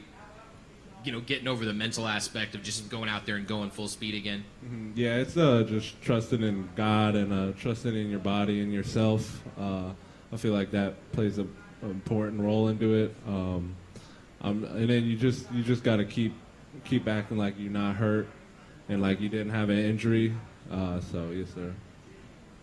It felt like we could really, I know it's his question, but it felt like we could really see him in the weight room at that time, just like, okay, I'm good to go. I'm going to push it now. And he exploded in the weight room, and then these two start competing against each other in the weight room, and that's great for everybody. So we could all see it, he could see it, and then we have a spring practice, and, it's Navy white spring practice, and I'm trying to run the ball opposite of number 7 all the time. So, you could tell he's back. It felt good that he was back for the whole team and for everybody, for sure. Brian, not to put you on the spot here, but is there any update on whether or not the Summon Ravenwood game will be on a certain national television? We had talked about that. They had sent a few emails. Haven't heard back in a while. I don't know if I think that's bad. I don't know if they scheduled somebody else, but they wanted like week 1 or I think they wanted week 2 that we played Spring Hill. And I was like, that's not a better week. That's not a good week. So what about when we play Ravenwood? And they were like, oh, yeah, that'd be great because we had Ravenwood on last year. So, we're going to look into scheduling that game. And that's the last I heard. So, I mean, quite honestly, I don't know if I'm supposed to say that out loud, but that's what we heard for sure. Well, how does that happen? Does it start with an email from them that they're interested? How does it develop? Yes, it was an email from them to our AD and Coach Kirby and me. And like I said, they wanted one particular week because they're having a bunch of games that weekend or something like that. And we were away that week, and then we gave them that Ravenwood week, say this would be even better. So that's how we presented it. Coach, Brad DeShield, Dash to Sports Network, Indy Football. My question to you is, you've kind of developed down there at Summit. You did like what we did. We were in 5A. Ran the table, went to state. You guys are kind of right there, and I'll get to the Indy Summit game in a minute. But now you're like, okay, you've had one of your strong coaches is now coaching across town. you've become the Nick Saban of Williamson County, where Thank you. I appreciate it. everybody's picking up your coaches. Okay, just love talk you. about that. Talk about. I mean, you obviously have control over that, but now your DC's gone, and you're like, okay, who's going to jump in? I'm sure you have a great guy coming in, but talk about that as a coach. How do you deal with that? That's some. I guess say adversity as a head coach. It is a little bit, but at the same rate, I knew Coach Melton was ready. I knew the opportunity was going to present itself. I've always just let him in on things like, all right, you're going to have to do these things. You're going to have to do these things. So we've always known it. And but it's tough. It's tough for him to come in and tell the kids that he's going somewhere else. It's tough for the kids to have that happen to them too. But at the same rate, we're happy for him. We're proud for him. Wish he'd have went somewhere else outside the region. But that's neither here nor there. But Coach Melton's a great dude. They know he's a great guy. We all know he is. He's a successful man, and I mean, he's a great man. He was. Everybody's mentioned it tonight. He was our defensive head coach, and yes, it's going to be tough to lose him. But like players step up, we have coaches that step up and do the same thing. So I think it's a tribute to our program, and we take that as a compliment for sure. Talking about the Indy Summit game, that game has always been. It's really our rival. I mean, that's the game, and it's always been like at the beginning of the season, like game 1 or game 2 or game 3. It's early. This year, it's a little bit further down in the schedule. Last year's game, I can remember it vividly. It looked like we controlled the game. It's like almost like we're up there.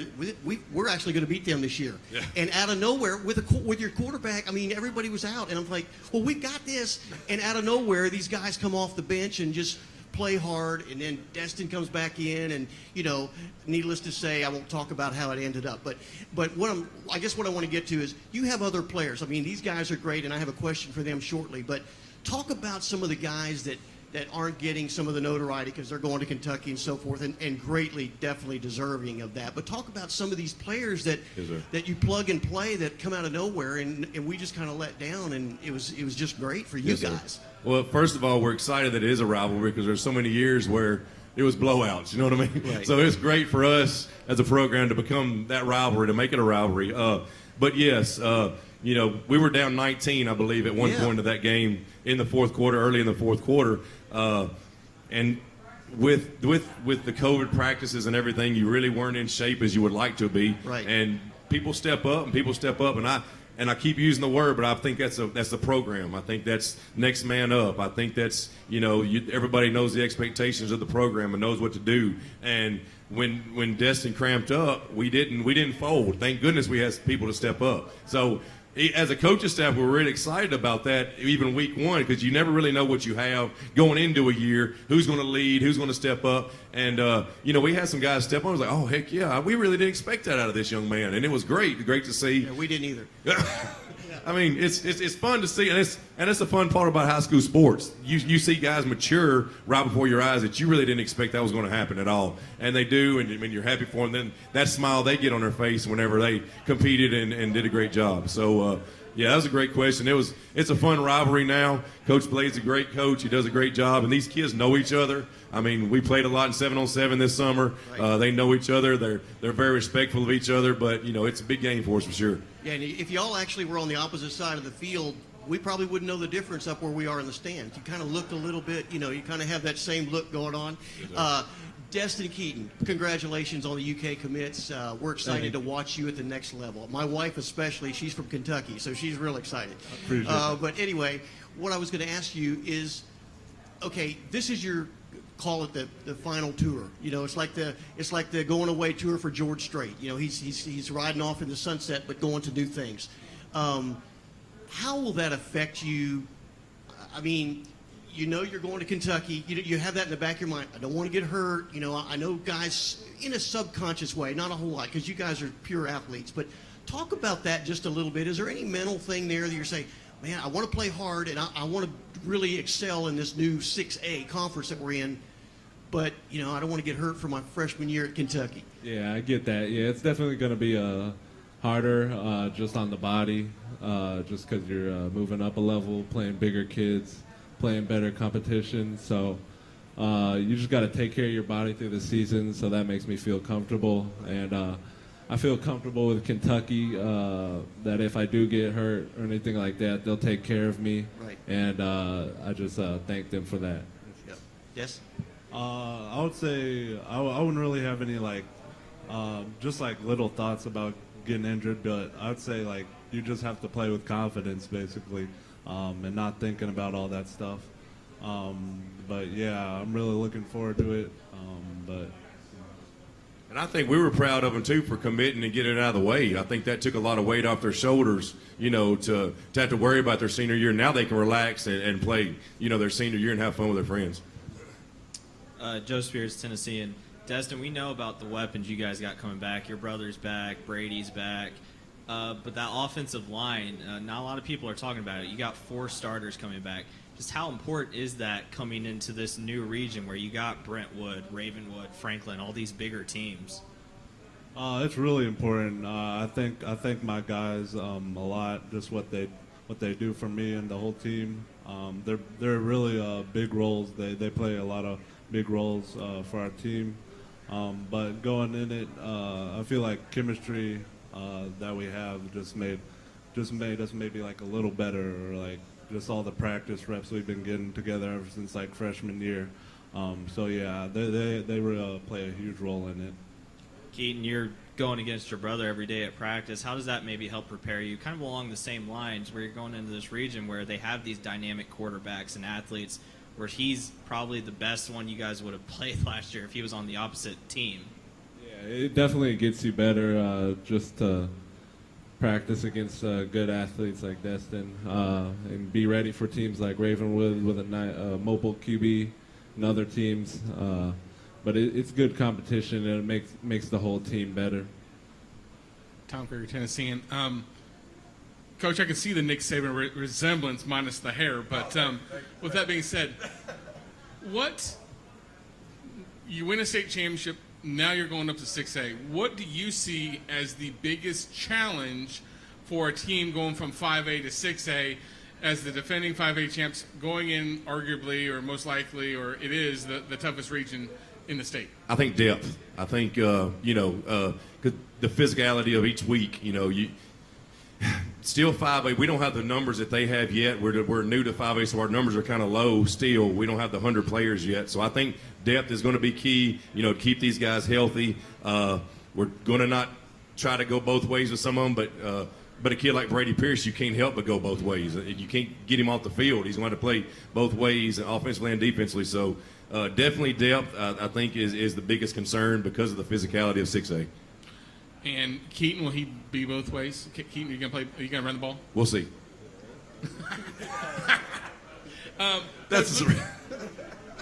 That was. I don't think he wants you to answer that. He was fixing to answer that, wasn't he? Yeah, I got you. We'll talk. Okay? I got you. We'll talk.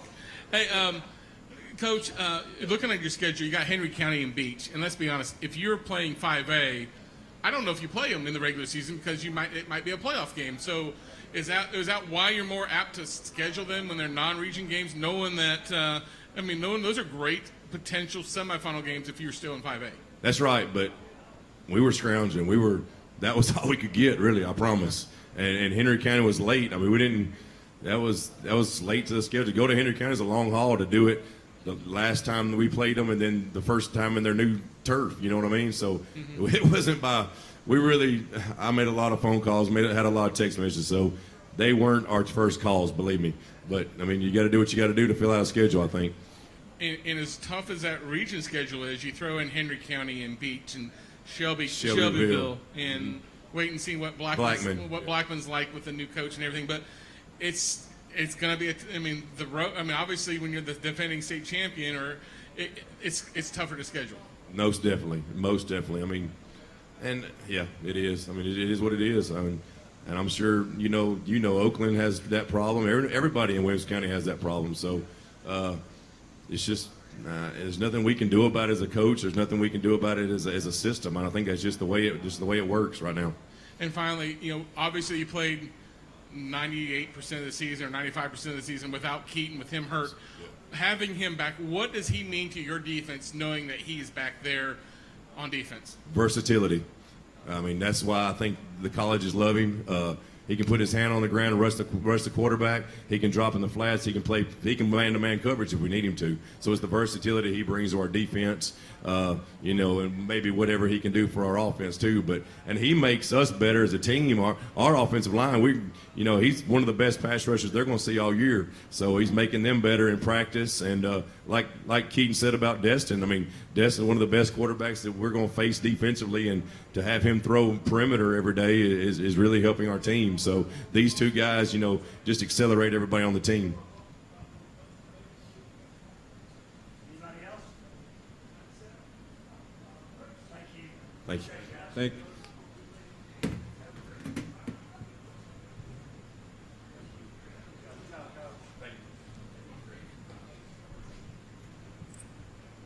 Well, that wraps up Football Media Day 2021 here in Williamson County. I want to again thank the folks here at Mafiosos for having us. I want to thank all the media members for being here. We appreciate you covering athletics like you do, certainly covering athletics here in Williamson County. Again, I want to thank Tate Matthews. Tate does so much for us beyond the Adidas contract, but also being involved in the pre-show here today. He's involved in our game day, so we appreciate him as well. And finally, Walker Chevrolet. Without Walker Chevrolet, none of these things happen. We appreciate them. And we'll see you next time for Football Media Day. We're looking forward to 2022, but more importantly, we're looking forward to this season and what it'll look like for Williamson County Schools. Thank you.